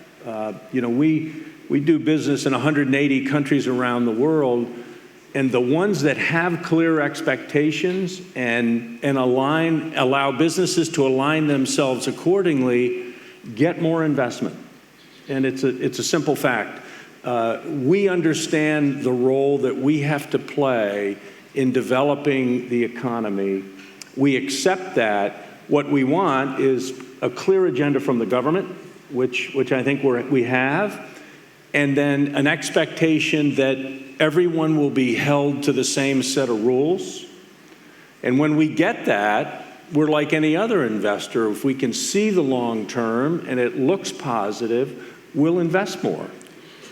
Mr. Elumelu, as someone who works to build and nurture entrepreneurs and is also making linkages between African countries when it comes to business and talking about impact investment, what does localization mean to you? What should it be? So localization to me is a bottom-up entrepreneurial approach to development. Development that brings inclusiveness, development that helps to create jobs, and development that helps to truly diversify an economy. And what I see is, or what I expect us to appreciate and emphasize further, is that localization is synonymous with the growth of SMEs. SMEs, to a large extent, are the lifeblood of every economy. And for us to grow our economy, we must emphasize this sector more significantly. And talking about SMEs starts from our youth. We have a lot of people who are enterprising, creative, across all sectors, who are prepared to work if the opportunities present themselves. And so localization should seek to integrate everyone, should seek to create jobs, should seek to make sure that the hope and faith that was talked about before is restored. We need to see growth that is not on paper, but growth that is actually fed by our people. And this comes when our SMEs are integrated into our development agenda. Mr. Vice President, specifically responding to the issues, yes, he talked about in terms of inclusive growth, which, Asha in his presentation also alluded to, the fact that we can grow but not have development. You talked about short fixes and you talked about long-term growth. I want to begin by focusing on the short fixes. In your view, what are the things, the policies that you've put in place to enable short fixes for SMEs, to bring them in quickly on board and to grow them because they are the engine of growth? First, in the past year, we have worked on a number of initiatives. The first is a set of executive orders, which were meant, specifically to drive productivity in one way or the other. The first was an executive order which mandated government agencies, especially the regulatory agencies, to ensure that they are able to deliver on their specific mandates within timeframes. So, for example, the Corporate Affairs Commission was required to be able to give registration for businesses within 24 hours, in some cases within 48 hours. We set timelines for specific regulatory agencies to be able to deliver on their mandates. Another was with respect to local content. So the second executive order was one that said that government agencies, the MDAs, must patronize local products as an obligation. Now, that meant that the first order of business for a government agency in a procurement will be to look out for local products before looking elsewhere. And that was also, one of the important mandates that the executive orders produced. So, in effect, we ensured that we worked with the government agencies to ensure that they're able to deliver on their own mandates. But the other thing, and perhaps more important, is what we did with the MSMEs. We had a series of what we call the MSME clinics. And I personally went to about 7 states with regulatory agencies, with the NAFDAC, with SON, with FRS, with BOI. We went to several states to meet with MSMEs and to talk to the MSMEs and interact with them. Basically, the whole idea was to introduce the regulatory agencies in a new light, that they're actually meant to be facilitators of business, not obstacles to business. And in many states, they've now set up offices so that the MSMEs can quickly approach them and interact with them whenever they have the need to do so. So in many senses, we've been very hands-on about our engagement, especially with the MSMEs. Yes. If I may say so, it sounds really good. But in many ways, there are those who will say these are cosmetic changes. And if you don't address the fundamentals, it is very hard to see how you can ramp up productivity, at least in such a way that you have a quantum change in terms of just growth that is inclusive as we want. What would you say to that? Yeah, I'd say that that's absolutely wrong. Certainly there's nothing cosmetic about ensuring that businesses are registered within 28 or 48 hours with proof. There's nothing cosmetic about ensuring that NAFDAC is able to deliver on its mandate within a given time frame. And there's absolutely nothing cosmetic about going to the MSMEs themselves, having them interact directly with the regulators. And obviously there's nothing cosmetic also about ensuring that we're able to provide the best environment for all of these MSMEs and businesses to grow. For example, if you look at agriculture, and the sheer number of farmers that have come on board, and the whole agro-allied value chain, and the enthusiasm of industry, especially, when you look at the number of rice mills that are now, in production, look at the number of fertilizer mills. I mean, the sheer range of businesses that are coming on stream. I think that enthusiasm itself and what you're seeing in actual numbers shows you that there is nothing cosmetic about what is going on. It's very real, and the figures and all of the evidence is there to see. Mr. Elumelu, the same question, please. So I agree with the Vice President that there's progress, especially in the area of some improvement in the area of ease of doing business, but there's room for improvement. I interact with these young entrepreneurs, the SMEs, through the Tony Melo Foundation program. We have about 1,500 Nigerians who are beneficiaries of this, and they're all in the SME space. They tell me, they talk about tax issues. They talk about ease of business and cooperation. Most importantly, they talk about poor access to electricity. They talk about transportation difficulties. So I've seen, talking to them, some improvement in the area of business registration, as the Vice President rightly captured, and some other areas there. But they can't make progress if we do not have improved access to electricity. And this, in fairness to everyone, is a comprehensive and collective responsibility. However, we need the government to help set, again, get the market power system, especially to be market-driven, the policies, the understanding that attracted investment to that sector.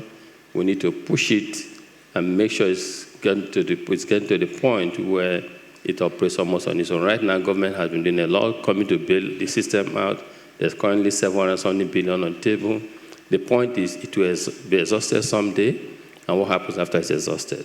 So we need to look at it more holistically, more long-term, and deal with the issue. I know there are challenges in the sector, and government should deal with this challenge so that the market becomes self-sustaining, and then we can have electricity.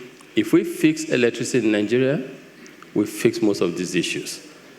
SMEs will succeed, social sector will do well, big businesses will grow. It's one that cuts across all sectors. And I believe that for government, maybe you prioritize a few key things. Ease of doing business, power, transportation, security as they're doing, and just fix this, and I believe this country will take off fully. Now, Mr. Rice, often when we talk about these things, they seem like big headline issues, and they are perennial problems that have faced Nigeria time and time again. In your experience as someone who's trying to localize, and you've committed to the idea of localization on an ideological level in Nigeria, but you're also operating in other countries, what are the challenges that you face that are specific to this particular market? Well, first of all, I'd agree with some of the earlier comments. There's been a lot of progress made around the ease of doing business in Nigeria. I've been coming here for 15 years, and I've seen real improvements.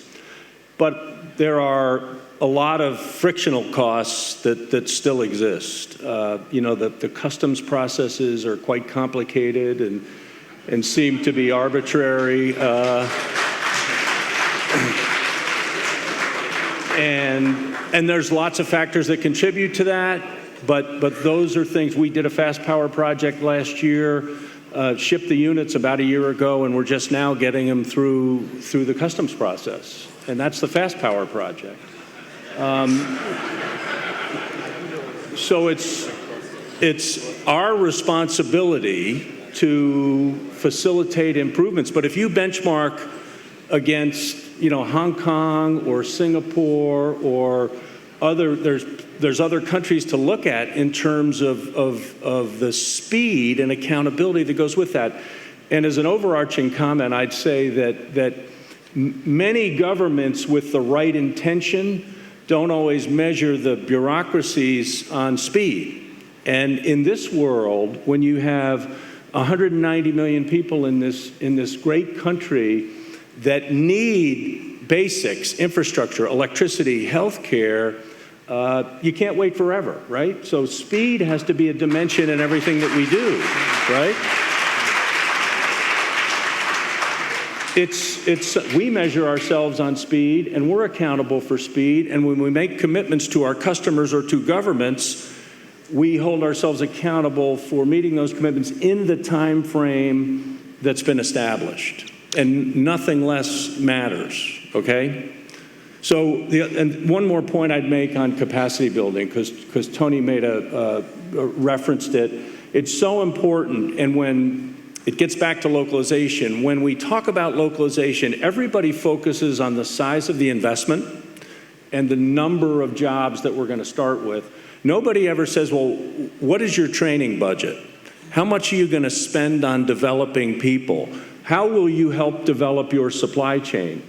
Because all of those factors will determine whether the plant that we start that has 150 people grows to 300 or shrinks to 0. If we're not building capacity, we shrink, and if we are, we grow. And so for me, it's important that headline number is an investment number on day one. You're going to have 150 people. You're going to spend $50 million. But nobody asks about the training budget. And that will determine the success of whatever we localize in whatever country we localize it. Now, Mr. Vice President, just listening to Mr. Rice there, we're doing ease of doing business. Everybody accepts is doing well, but we don't seem to be doing very well in terms of the bureaucracy. He made mention of the customs, for example, and the convoluted nature of bringing in things. And so my question to you is, what are the things in your view that make us competitive and allow us to attract localized businesses in this changing world where globalization may not be on the retreat, but at least is on a freeze? Okay. Let me say first that with respect to the bureaucracies, just as Mr. Rice pointed out, I think that there is, he's right that we need to do a lot more work with the customs. And this is one of the priorities that we've set, even with the 70-day action plan. Now, we have what is called a single window, which is what we're working on at the moment with the MPA, the customs, and all the other regulatory agencies, so that you have a single window, which is what happens in all other parts of the world. So you have a single window process for both export and import and all of that. And you then reduce all of the participants in the customs process. And we've worked quite well on that, and I believe that we should be able to see considerable progress in the next few months, especially as the single window comes on stream. So I think we will deal with that. And it's important when we talk of bureaucracy to really unpack it, because all of the issues that we're addressing in the ease of doing business essentially are bureaucratic. And really what we're trying to do is to remove the layers of bureaucracy that have been there for years and years. And this is really the point we've made with practically every one of the steps. And that's why, customs is also a part of it, and a very important part of it. And that's the way we want to address it. I think that those are the ways by which we intend to be globally competitive. It is by removing the bureaucracies, making it easier for business to be done in this environment. The bureaucracies around all sorts of pre-investment approvals, creating the right incentives, ensuring we give the right incentives, ensuring that it's easy for people, just as Mr. Rice has said, to bring in their imports and export also as quickly and as efficiently as possible. That's the whole purpose of the Presidential Enabling Council on doing business. That's what we're focused on doing practically every day. And that's why we've launched the next phase of it, which, as I've said, includes the customs bit. Yes. Mr. Elumelu, we are putting things in place, but again, we still largely have a workforce, even though they're young, they're highly unskilled. We're not seeing programs on the sort of scale that is likely to, if you like, turn things around in the short term very quickly. What are your views on becoming competitive and not just attracting attracting companies like GE and encouraging them to come and produce here and innovate here, but also building capacity of local businesses to produce, compete internally, and maybe be able to export? The truth is, we can't make much progress as a country if we don't prioritize our youth. If we don't, I keep coming back to this because it's so critical. We're a country vastly endowed, natural resources, and most importantly, in terms of population. And this population, the demographic, could be very positive. But we need to harness it very well for it to be productive for the country. We have very creative people in this country. We have very talented people in this country. People in music, film, entertainment sector, ICT, they're all ready to do well. But we just need to capacitize, support them. And if they do well, we'll even be able to attract more foreign investment into the country. The paradigm has shifted. Before, it used to be attract more foreign investment to the country and country take off. But investors want to go to countries where they see the locals are doing well, because it shows the locals are doing well in the country that the business environment is good. Because what is good for the locals is also good for the foreign investors. So we need to do more. At our foundation, we have experimented this and we're seeing results. We've started with the first 1,000 entrepreneurs. 50% of them are from Nigeria. And 3 years down the line, the stories they tell us and we see is quite encouraging. We're seeing people starting with just little amounts of money, $5,000, $10,000, and making progress, employing from 1 person to 10 to 20. And that is why I said that SMD are the engine of growth. When they begin to recruit people like this, they train themselves, they train the people they get on board, and when GE is coming to the country, they have ecosystem pipeline of supply chain that will support even what they are doing. So to get it, continue to get it right as a country, we need to continue to prioritize our SMEs and continue to improve the environment that will help them to succeed. We need to make sure that key things that they need, access to electricity, is so important. It affects everyone. We need our entrepreneurs, our young ones, our SMEs. They should not be bothered about getting generating sets, about the issue of transportation. If some of these things are provided, they will be able to succeed. And as they succeed, it helps the country to succeed. So I would say that we need to do something about the huge unemployed people we have, who have energy capacity. And if we don't fix this, it is going to be a problem for us as a country. It will be a major problem. Yes, sir. Mr. Rice, why does GE find Nigeria attractive?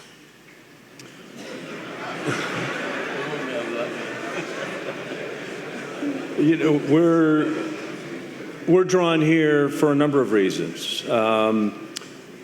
Human capital, size of the country, natural resources, and we have believed since I've been coming here that there will continue to be progress, and that's exactly what we've seen.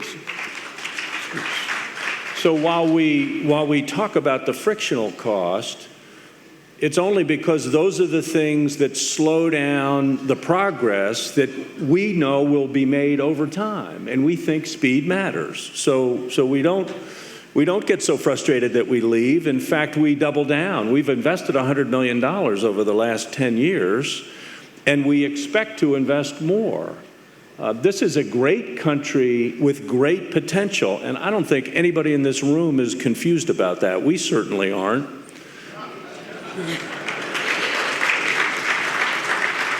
So the nature of your business is such that you work in infrastructure, you work in technology. In many ways, you're working in sectors where government support and sort of big business support is what is required. When we're looking at businesses that perhaps don't necessarily work in your sort of sectors, and people talk about the size of the Nigerian market, for example, We know we have a potential big market, but in real terms, you're looking at maybe buying power that is strong of about 14 million people.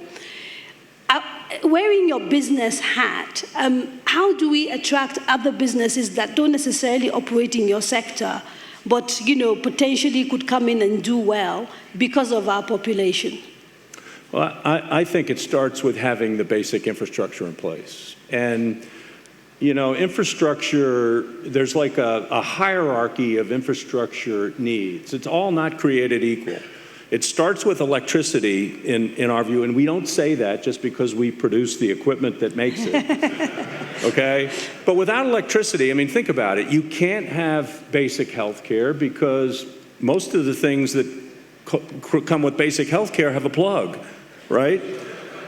You can't educate. It's very difficult. This notion of sustainable, inclusive growth is almost impossible without electricity. So organizing that priority, making sure that real progress is being made to put more kilowatts on the grid and then process it so that it gets to people who pay for it, right? That's another important element here, is essential to this idea of sustainable, inclusive growth. You will not have growth that reaches all segments of the population without more electricity. It's very difficult to do. Then you will attract the companies who will need that electricity to be able to create dependable operations. It's really linked, and one of the challenges I see in a number of countries where we operate is that we lump infrastructure into one basket. And roads and bridges become as important as everything else. And I'm not saying roads and bridges aren't important, but you have to have electricity in order to make this process work. Thank you very much. Mr. Vice President, when we talk about localization, people sometimes point to the Local Content Act and what happened in the oil and gas sector as an example of legislation that has added real local value to a sector. The growth has been there from something like 8%, I think, to 14%. And we've seen changes in terms of ownership of oil and gas assets. Not much has changed, actually, in terms of real employment, because, again, there are no skills. And so we end up with Indians, people from Bangladesh, Chinese people working in that sector. And I'm just wondering, in terms of just this new initiative of localization, what are you looking at to make sure that we get the advantages we got from local content in oil and gas, but we do much better than we are doing in that sector? I think first, it's important perhaps to understand that the oil and gas sector isn't really a high employment sector by itself. And really, there are quite a few Nigerians working in the oil and gas sector already. But it's really more the incremental parts of the oil and gas sector, especially where you have the petrochemical industry and you have all of the associated industries around the oil and gas sector. Where those are active, there you create the jobs. So it's not really so much about local content in the oil and gas sector, but more the additional or the incremental jobs that are created by the associated industries such as petrochemicals, etc. Now, if you see what has been going on lately, you'll find that, well, there is a fair amount of work going on in those areas. For example, Indorama just opened a 1.5 million metric ton fertilizer plant. There's several of those that are going on. I think about 11 plants were just opened recently. Yeah, and in most of them, the people who are actually building the plants, the people who are sort of providing the skills for the plants are actually foreigners. Not necessarily. Nigerians are very actively involved in not just the building of the plants, but investing in those plants. I mean, several of the plants are Nigerian-owned, several of them. Of course, there are quite a few foreign investors, but several are Nigerian-owned, and several, of course, are by Nigerian investors. Of course, we could do more, by having perhaps more middle cadre, and we've talked about that, middle cadre skills. But most of these investments anyway are Nigerian investments. But I just wanted to say something about the power sector, which is quite important, and because Tony and co are all involved in the power sector. And for me, I think the most important thing is really ensuring that that sector is opened up for private sector investment in the way that it ought to be. Unfortunately, when the first privatization took place, some of what happened was that, okay, I mean, most of the private sector companies that took over were very highly leveraged. And there's very little investment going into especially distribution at this point. What we found is that we're going to about over 7,000 megahertz in capacity. Right? But distribution has proved to be a problem. No metering. The discos were meant to meter. They were meant to go out there and ensure they metered and collect. But that has proved impossible because obviously they don't have the resources to invest. So we've had to undertake a number of initiatives. One of them is the eligible customer directive, which was just issued in October. Now that eligible customer directive allows a willing buyer, willing seller option. So in some senses, it breaks the complete monopoly of discos in being able to supply electricity. The other is with respect to metering. We now have an independent metering process, which is also one of the new directives of NERC, which also allows individuals who are not necessarily discos to invest in metering and to actually meter. So there's that last mile which needs to be done. So even with increasing generating capacity, and Tony's company and several other companies have obviously improved generation. And generation is improved considerably. But that last mile is absolutely important. And there we need plenty of investment, especially in terms of distribution. There are those who believe that actually that last mile is best dealt with through the democratization of power. What do I mean? Mini grids, yes. Getting people away from the national grid. Absolutely. And I'm wondering whether this is something that is being considered. Oh, yes. Certainly. I mean, I think that the whole idea, and this is really the point we're making about the eligible customers and willing buyer, willing seller. So you can build, so you have a plant. For example, look at what has happened with some state governments that even have plants. Lagos state government, for example, has about 4 or 5 IPPs, but was unable to sell the power. So all they could do was provide the power for public facilities. But now, with the eligible customer arrangement, they can sell their power directly to a willing buyer. And that's really the sort of thing that we're talking about. That it then becomes possible for you to do any off-grid thing. We're doing off-grid power, especially in solar. There's a project with the Ariaria market. There's another with the Shomolu printing, the printing ecosystem. And there's yet another with Kano. So there are quite a few of those initiatives. Of course, we're encouraging them, especially with renewable energy. We're encouraging as much off-grid initiatives as possible, because you really can't, just by using the grid alone, you really can't satisfy the power requirements of Nigeria.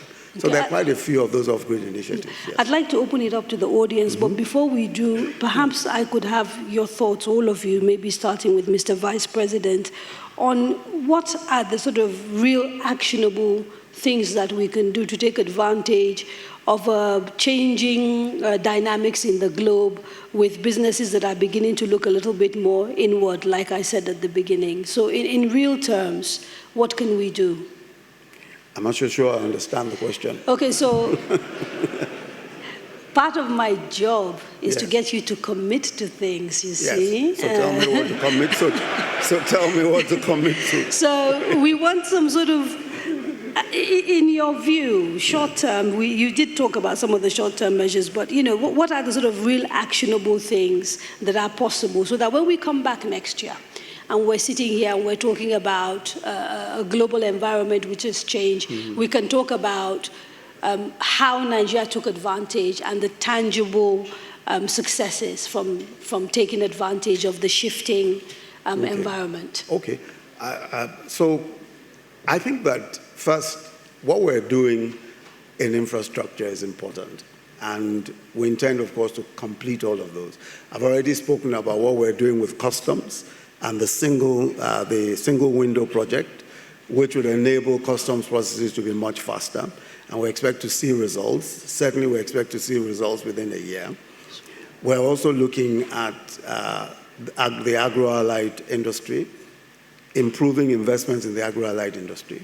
We're looking at power and several of the initiatives I've talked about, and we expect to see results. We expect to see results using the eligible customer directives and the independent metering directives that have just been issued. We expect to see improved, not just generation, but the last mile as well, improved distribution. So we expect to see our 7,600 megawatts of power or so being more effectively delivered to the people. And we expect to see more off-grid initiatives, and I've given a few of those examples already. So I think that there are quite a few of those initiatives that we expect to see in the next year. And if you look at what has happened, even in the past, between the last summit and this summit, we can mention almost 10 different items, and I'm going to mention them when I make my speech, of the things that have been done. I mean, even the ERGP, the Economic Recovery and Growth Plan, the NIFEX, the foreign exchange, the new foreign exchange regime, opening the new window. Last year, we were talking about foreign exchange difficulties and all of that. We've opened the new window within this year, and so many other such initiatives. So we expect that practically everything that's been said that we'll do, we hope we'll be able to achieve within the next couple of months, and certainly within a year. Thank you, sir. Mr. Elumelu, what would you like to see? For me, two things, soft and hard. The soft one, someone was commending our legislature not long ago. If they indeed have passed the bills that I heard they passed, very good, but there are a lot more bills to be passed. We need, and on Sunday be here tomorrow, we need to engage our legislature. They need to help us pass bills that help to complement the executive arm of government is doing so that this country can take off. Two is we have talented and creative young Nigerians, educated, very creative, and some of them are in the creative sector. They need support. We need to prioritize it. They talk about the issue of piracy. Government should be able to, and with our vice president, let's focus on this and see what can be done in this area to unleash that sector. They spend so much, they have invested a lot of their intellect, but they don't get a lot out of it. If that sector succeeds, to also help to boost the development of the economy. The hard point, or still soft, we need to prioritize the SME. Today, my message is about the small and medium-scale enterprises, the entrepreneurs. If they succeed, we succeed as a country. I have big business, but I know the strategic relevance and importance of small and medium-scale enterprises. With 180 million people and rising, it's estimated by 2030, Nigeria will be 300 million people, and out of there, about 75% will be under the age of 30. We need to think ahead. What will solve this issue? And we also heard the poet, what he said. We need to engage our young people. And the way to engage our young people is those stifling issues that affect their ability to succeed, which leads to the last point I want to make, the issue of power, access to electricity. We need to help to fix this. If we fix electricity, SMEs will take off. I do business in 21 African countries. And our people are extremely energetic, enterprising, and they indeed want to succeed. But they need the right environment to succeed. We appreciate what government is doing today, but electricity, we need to collectively do more in that sector. And as the Vice President said, I do, as a player in that sector, empathize and sympathize with government in that area of the last mile, the discourse. But Mr. Vice President, I think there are a few things we can do to correct the ownership structure in that sector without affecting the property right of investors. That sector must be dealt with for this power asset to electricity to actually begin, because government is doing well, as I said before, 760 billion naira provided. A few months' time or years need to be exhausted. The market should be able to sustain, its sector should be able to sustain itself. Then we can say we fix the power sector. We fix this, we take off. Okay. Tony, I wanted to ask you a question. Yes, what is that fixing the world. This is what I think. I want you to commit to that. Tell me about it. Very, very good. Mr. Vice President, I know some operators in the sector won't like it, but this is it. It's clear, as you said, that some investors in Disco have been highly leveraged and don't have money. You invest a lot in Disco. You need to get in meters, etc., so many things. I have a new house coming up, and to get a transformer, they say I should install transformer. This will assist people to assist them to increase their revenue. But okay, this is my idea. We cannot reverse what, in my viewpoint, we shouldn't reverse what has been done, but we should creatively address what has been done. If government, to my understanding, during the process, owned 49% of the discos, and the private sector owned 51%, can we ask for this company to recapitalize? If these companies recapitalize, if you say that existing investors are leveraged, that means they will not be able to put more capital. So let it be capitalized, and if you have a bit of patience, sir. The federal minister, the investor there that owns 49%, maybe it's Federal Minister of Finance Incorporated, whichever agency, should increase their investment. So post the recapitalization, they have like 51%, 52 or 60%.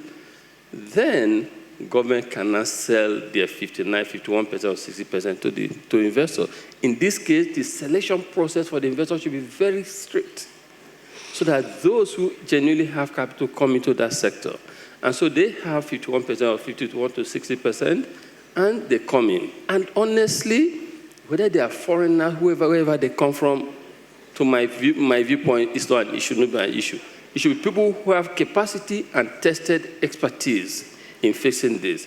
Should come in, and then we'll have new ownership. Mr. Lumelu, let me see if I can clarify what you're saying. Are you suggesting government should put more money into businesses that have been privatized? Yes. Let me contextualize. Yes, and I say have patience, please. Yes, you have. You need to fix a problem. It's a holding action. So why not the other way around? Dilute their. No, because some people have 51% already. If I were an investor, I'm not, and you're saying they're not well run, I'm not going to come into a company that there's control already by people who say are not running it well. But if the controlling interest changes, that you can have 51%. So when government comes, maybe to buy 2% or 5% more, so that what you're selling becomes attractive. If it's Canadian Power Disco that wants to come, they know they are coming to be able to run the business. So that is what I'm suggesting. Government put in for a period and can even sell at a premium. Is there an appetite? Is there an appetite?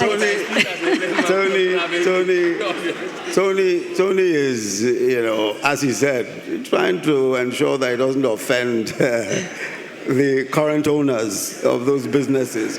And I think the reality, Antonio has pointed out, the reality is that if you want to change the ownership structure, it is simply saying that some people have to divest.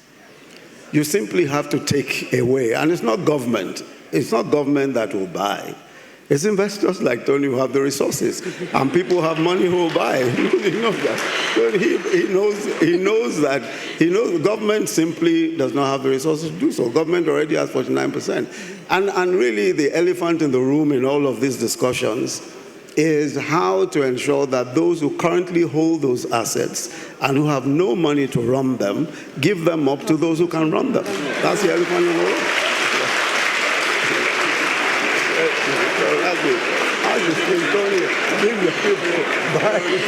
Quickly, we're running fast out of time, so Mr. Rice, quickly on your thoughts on things that we can do before I open up to the audience. I think this has been pretty interesting. I want to keep going.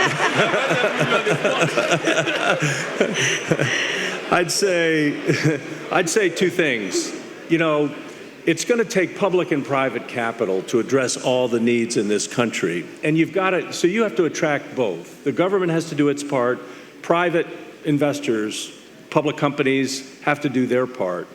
And for that, you need some clarity. You need an agenda that lays out in the key sectors, energy, health, transportation, agriculture, what you want to look like in 5 or 10 or 15 years, and allows investors to come in and say, okay, here's how I can support this part of the agenda. Here's how I can support another part of the agenda, with some expectation that they'll get a reasonable risk-adjusted return, because capital's going to go wherever it can get that. And if it can't get it here, it's going to go someplace else, right? And then at the micro level, I'd go back to the point I made before about speed. The fact of the matter is that sometimes in a company and many times in a government, speed is not even measured. And there has to be a speed dimension to everything we do together. We have to have the right say-do ratio. We commit to do something. The government, whether it's Nigeria or any country we operate in, has to hold us accountable. And we also get to hold the government accountable for what it commits to do.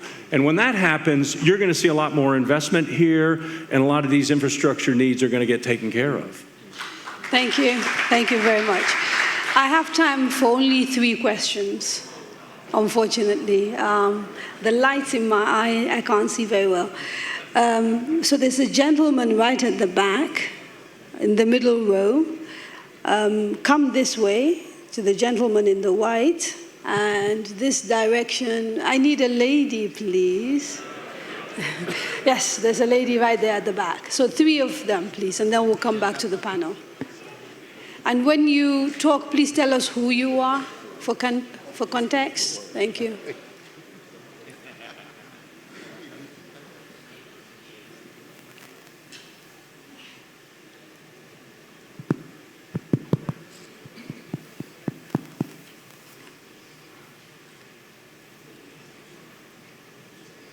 Do I proceed? Your Excellency, yes. I think this is my name is Dr. Ikenna Nwosu. I'm a facilitator with the Nigerian Economic Summit group. 3 quick points. 1, please. All rolled into one. 1. In the light of what the gentleman from GE said about speed, and in the light of what the Vice President said about the customs review, is it possible that by Monday next week, I'm serious, there will be no customs officers or roving vehicles on the road except at the border points approved by ECOWAS? Thank you, sir.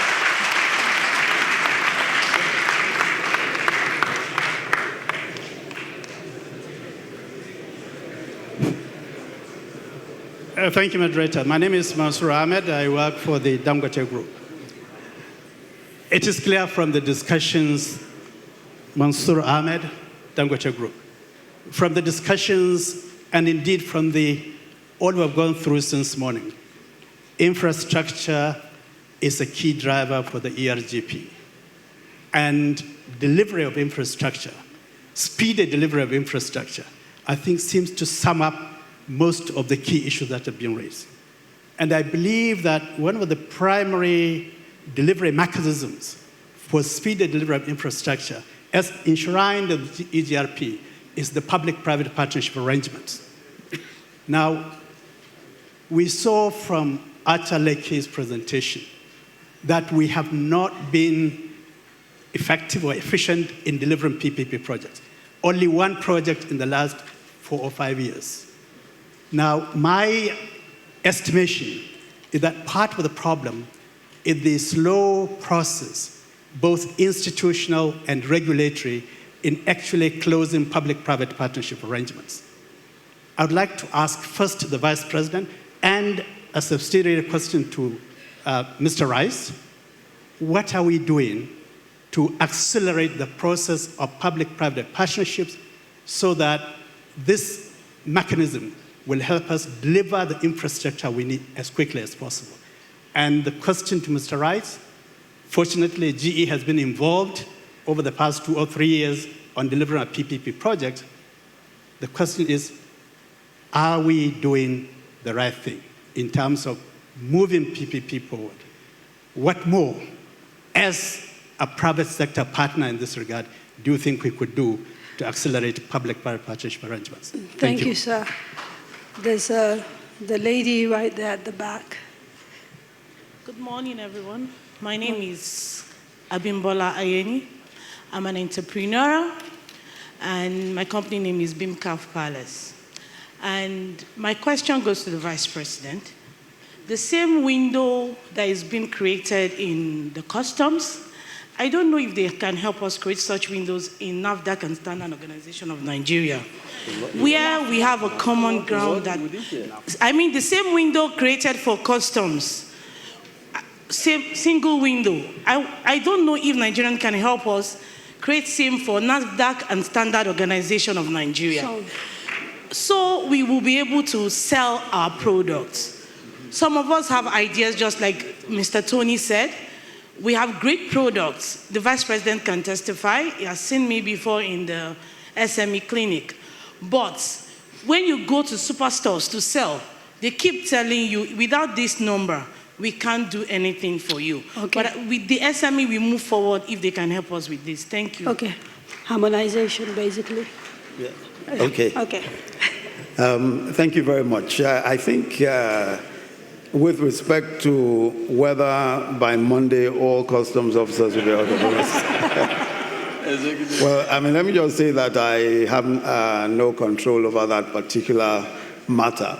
But I think the real issue is whether or not we should have those kinds of obstructions on the road. And I can assure you that this is a very important concern for us, removing all of the various layers of security and all of those, not just in the ports, airports and the seaports, but also on the roads. And this is something that we're looking at very carefully. Obviously, the argument of the customs is that enforcement requires their being able to be mobile and to move around, especially because there's a lot of activity through our land borders. But that argument, of course, is one that has always been refuted by saying that you don't set up checkpoints. If you want to be mobile and all of that. But I can assure you that is something that we're certainly looking at, and the ease of doing business, PEBEC, has already taken note of it, and I'm sure that we'll do something about it, maybe not as quickly as next Monday. Mansour wanted to know about PPPs and what we're doing to accelerate the process. Outside of actual legislation, which would have been helpful, right? I think that PPPs have largely proceeded on, I think they've largely proceeded on several factors which really determine how business is done and how quickly or efficiently you can put together structures in Nigeria. For example, the PPP, and perhaps the one that's referred to, is the Lagos-Epe Expressway, the toll road, which is possibly the one that was being referred to by Achaleke. Now, that PPP involved, first of all, there was legislation. Lagos State government had legislation on the matter. But I think that one of the critical issues around it was also all the other factors that conduce to ease of doing business. And those factors were important in putting together that PPP. I think as we make the business environment outside of legislation now, as we make the business environment easier, as we make things easier in terms of collaboration or in terms of even registering business, pre-investment approvals, incentives, etc., PPPs will be far easier to do. And really, what people want is a level of certainty. What investors want, whether they're local or foreign, is certainty. They want to be able to, they want to know that when they bring in capital, they're able to repatriate, they're able to get dividends. There's reasonable assurance that disputes will be settled within, a decent time frame and all that. So a lot of what we need are really institutional. And I think that as we continue to refine those institutional problems, we will be able to do PPPs more effectively. And again, you will find that even the desire to do these PPPs is also important. Government must also be interested in doing the PPPs. And I think that for a lot of our investors, they're also finding that the subnationals are possibly as important, if not more important, than the federal government. So engaging with the subnationals at that level is also something that I think is very important. And you find that that's happening, especially in the agro-allied industry. We're seeing a lot of PPPs in the States, and we're seeing that that's happening quite a bit. So I think as we refine the business environment, things will get better. Abimola wanted to know about NAFDAC and SON. What we've tried to do, and I'm sure that you understand this, is exactly that. NAFDAC and SON, and that's the reason why we take them to all of the various places where MSMEs meet. What we intend will happen, and we hope that in this next phase, as we appoint a new management to NAFDAC, we'll also be able to reform their processes and make their processes faster, because we absolutely need to make those processes faster, and that will also take the cooperation of the MSMEs. I think that what NAFDAC would always say is that many of the MSMEs don't meet the requirements that easily. But if you look at the number of requirements, and this is something we're working on, we must reduce the number of requirements, but at the same time, we must also be absolutely certain of the integrity of products that get into the market. So it's a balance, really, and we have to be able to achieve that balance. But I'm sure with the new management at NAFDAC, we will be able to do a lot more. And just as we sit down to look at all of these issues with the MSMEs, I'm sure we'll be able to work through this quite quickly. Thank you. Thank you, sir. Mr. Mansour asked you a question, yes. I think that a lot of the right things are happening. They just need to happen faster. And we have a role to play in that. No, look, I don't want to confuse anybody. I think businesses, we have a role to play in helping develop processes that can move things along more quickly, or pointing out what we see in other countries that might be applied here. So we're not shirking from that responsibility. I think that's part of what partners do, is help each other get better. Thank you very much. And just a quick recap. Global politics means we have opportunities to localize, but in order to do that, we need certain things, especially infrastructure, a lot of emphasis laid on power. The last mile, for example, the Vice President has promised that we're going to see changes that will mean we'll be able to take up the 7,000 megawatts that we're currently producing. He's made a promise regarding the single window for customs for ease of import and export. He's also talked about the fact that we're going to have accessibility. People will be able to harmonize. Ease of doing business is going to get better. Mr. Rice has said that we need to look at making sure that we get risk adjusted for returns, because money will go where that happens. Mr. Elumelu has laid an emphasis on the fact that young people are driven. They need to be given the capacity, and we need to also encourage SMEs. Thank you so much for being here, and we'll see you at the other sessions. Thank you. Thank you very much. Let me quickly invite the Honorable Minister and the Chairman of the NESG to please step forward here and join them in group photograph before His Excellency the Vice President addresses us.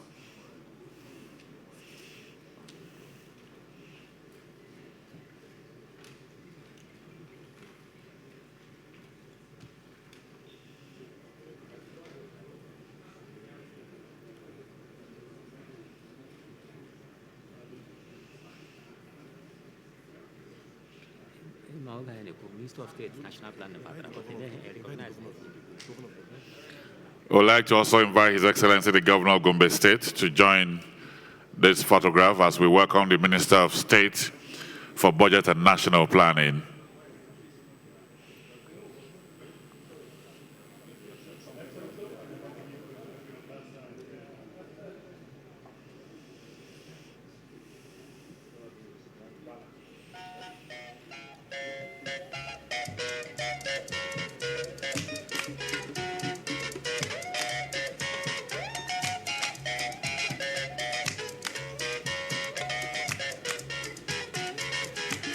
Thank you very much. And so, Your Excellencies, distinguished ladies and gentlemen, we will not allow him to step down. We will now invite His Excellency, the Vice President, to step forward and officially declare this summit open. Thank you. And after that, thank you. I'm coming on top of it. Okay.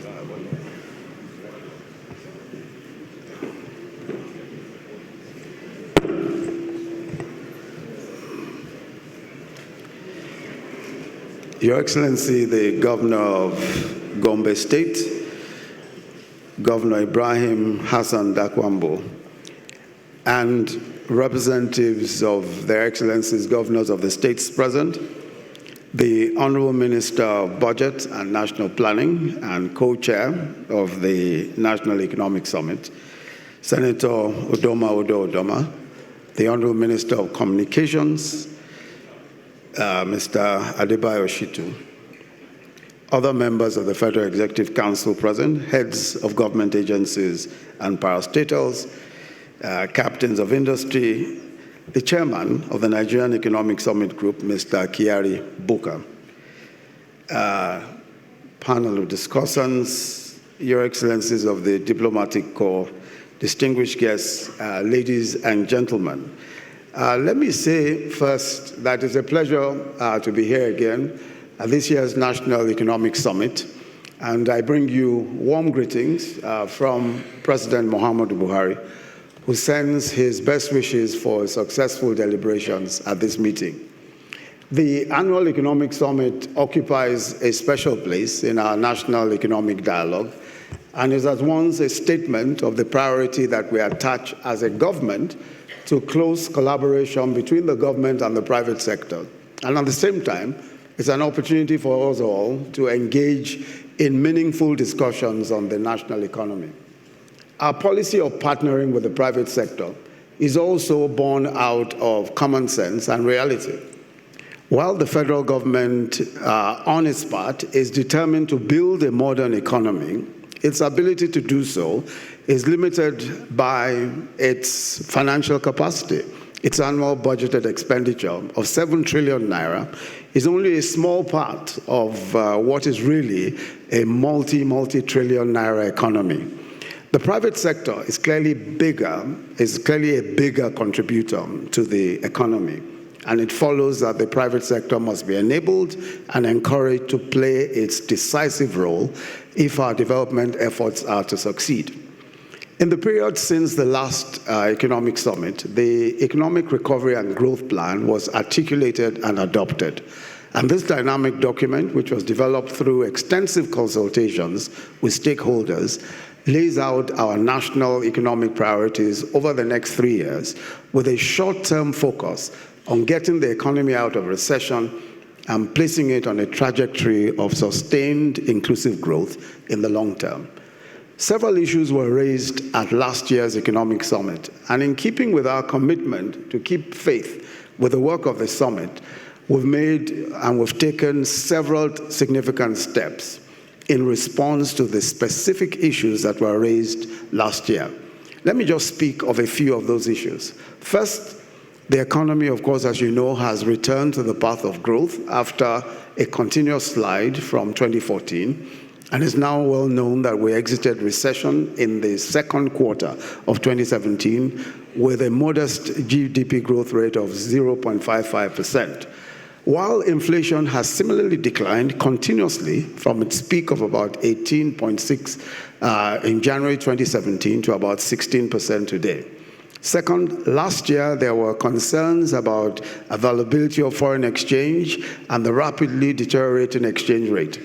The situation has been turned around and stabilized. Foreign exchange reserves have risen to over 32 billion, and end users have increased access to foreign exchange, partly due to increased export earnings and remittances, as well as the introduction of a dedicated transparent window for investors and exporters, NIFEX. The results have been encouraging as the inflows of capital in the second quarter of 2017 have risen to about $1.8 billion US, which of course is almost double the first quarter of this year at about $908 million. Third, another issue of great concern last year, which has been resolved, was the loss of a significant amount of oil production. At some stage last year, we were losing up to 1 million barrels of oil daily.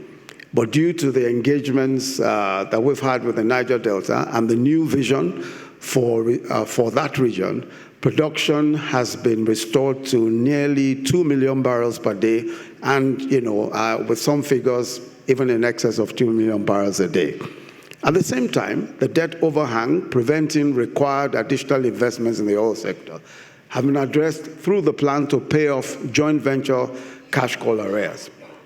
There's renewed confidence in the sector, and we're already seeing significant investments. Fourth, for a variety of reasons, including shortage of gas, limitations in transmission capacity, and financing constraints, power supply was in the region of about 3,000 megawatts. We tackled these issues, and although there's still vastly inadequate power supply, we've moved up to 7,000 megawatts in generation terms. We are at the moment dealing with the constraints in distribution with two notable policy interventions. The NEC, or National Electricity Regulatory Commission, in August issued the eligible customer directives and will this month issue directives on independent metering. The eligible customer regime allows willing seller, willing buyer arrangements in the sale of power, while the independent metering directive allows independent entities from registered power distribution companies to sell and install meters and to customers and be paid directly as collections are made from metered customers. This will break the distribution gridlock, and there's good cause to believe that we will not just achieve our 10,000 megahertz projection envisaged in the ERGP, but also be able to deliver the 10,000 megahertz. Fifth, we undertook to begin the process of diversifying the economy, leading with the agricultural sector. Agriculture has created a large number of jobs and is an important source of raw materials and means of generating foreign exchange. Our Anchor Borrowers program, launched by the President in 2015, has benefited up to 200,000 small-scale farmers and attracted investments of up to 43 billion naira from participating institutions. What is particularly encouraging is that we are moving steadily towards self-sufficiency in rice, in sorghum, and several other products, and scaling up at least in 8 other commodities and produce. And these, of course, are vital for food security and also for export. The Presidential Fertilizer Initiative has resuscitated 11 blending plants with a capacity of 2.1 million metric tons, with the products being sold to farmers at between 5,500 and 6,000 naira, without subsidy and far less than prevailing market prices. But the best news is the enthusiastic response of the private sector. Walcott opened its 120,000 metric tons parboiled rice plant in Kebbi in August. This is the largest parboiled plant in Africa. Indorama opened its 1.5 million metric ton fertilizer plant, while Dangote announced its investment in 1 million metric tons of rice mills. Sixth, this time last year, we had promised to take steps to revitalize the railway sector. The now concession narrow gauge railway will soon come into full operation and help redress the high cost of freight, especially of food items. I also had the distinct pleasure of kicking off the construction of the Lagos-Ibadan segment of the Lagos-Kano standard gauge rail line earlier this year. The seventh issue is a complaint made at the last year's Economic Summit about lack of consultation with the private sector. Although we refuted this then, but of course it no longer can be said to be the case. The Industrial Policy and Competitiveness Advisory Council, which I chair, consisting as it does of leaders of the public and private sector, is an excellent example of government-business cooperation and is contributing through various recommendations to addressing the challenges facing the manufacturing sector.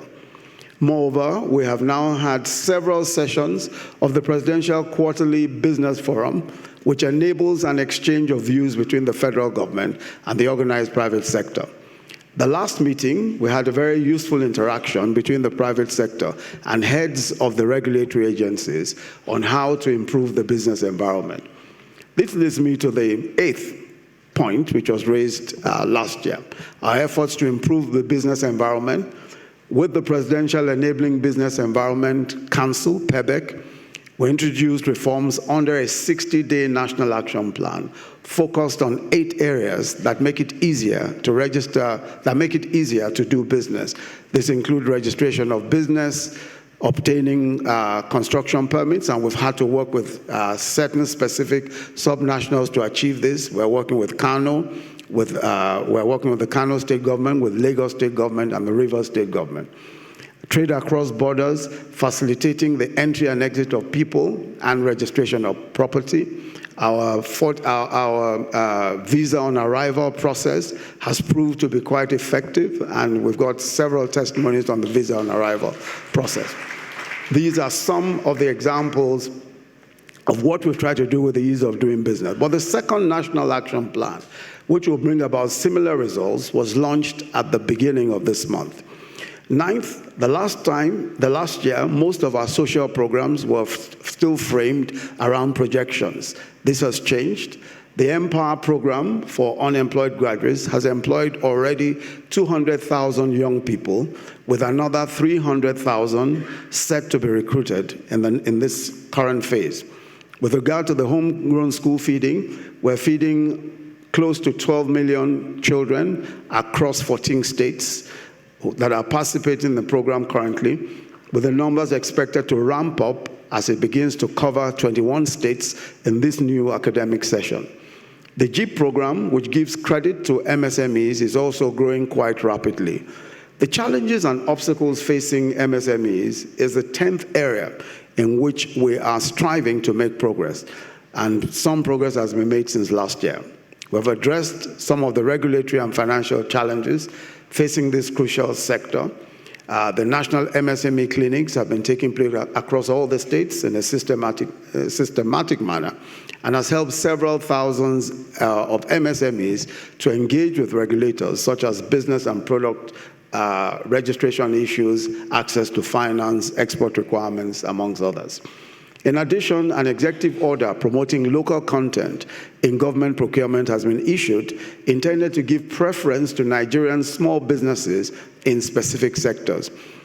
One of the critical things that the Manufacturers Association of Nigeria has proposed to us in support of the local content initiative is that they've asked for what they describe as margins of preference for local content goods. In other words, what they're saying is that if you want to prefer local content goods, then you must take care of the requirement or the problem that local content goods have. In other words, that they're usually more expensive than imported goods. And so we have to take care of that by what they describe as margins of preference.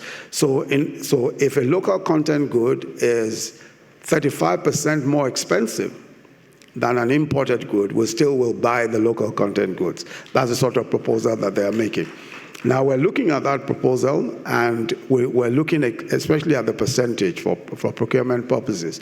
But we do agree with the principle that if we're going to promote local content goods, then we must find ways of preferring them to import. And we think that the margins of preference is a sensible way to do so. Now, these 10 issues which I've mentioned are not the complete picture of what has been done since last year, but they're rather an indication of the responses to the issues that were raised here last year and what government has done about those issues. And I want to say that the administration remains focused on implementing the ERGP, and our actions thus far are just the beginning of changes required to turn the economy around. The key thing is that issues of concern raised in this forum must be systematically addressed, and we're committed to doing so. And we want to continue to work with you on some of the other lingering concerns, because we think that this forum is important, not just for throwing up the issues, but also for interrogating what actions government has taken to ensure that those issues have been addressed. We're for example, concerned, as most of us are, with interest rates and the very high interest rates. And of course, most of that has to do with government borrowing. On account of government borrowing, there are obviously problems around interest rates, and we intend to look at those issues very closely. The evidence, of course, points to crowding out of business, of private business, and we think that that is correct. The federal government is therefore trying to reduce the demand for domestic paper, and will seek to refinance maturing domestic debt with long tenor and cheaper external borrowing. Meanwhile, intervention funds will continue to be made available through the Bank of Industry and the repositioned Nexim and Bank of Agriculture and the newly established Development Bank of Nigeria. Going forward, the federal government will continue to sustain the dialogue with the private sector, and most notably through the National Economic Summit, but also through the Presidential Quarterly Business Forum and various sectoral bodies. We count on the continued engagement of the private sector to support the economic policies of this administration, and I certainly look forward with anticipation to receiving the outcomes of this 23rd National Economic Summit. And so it's now my pleasure to formally declare open the 23rd session of the National Economic Summit. Thank you.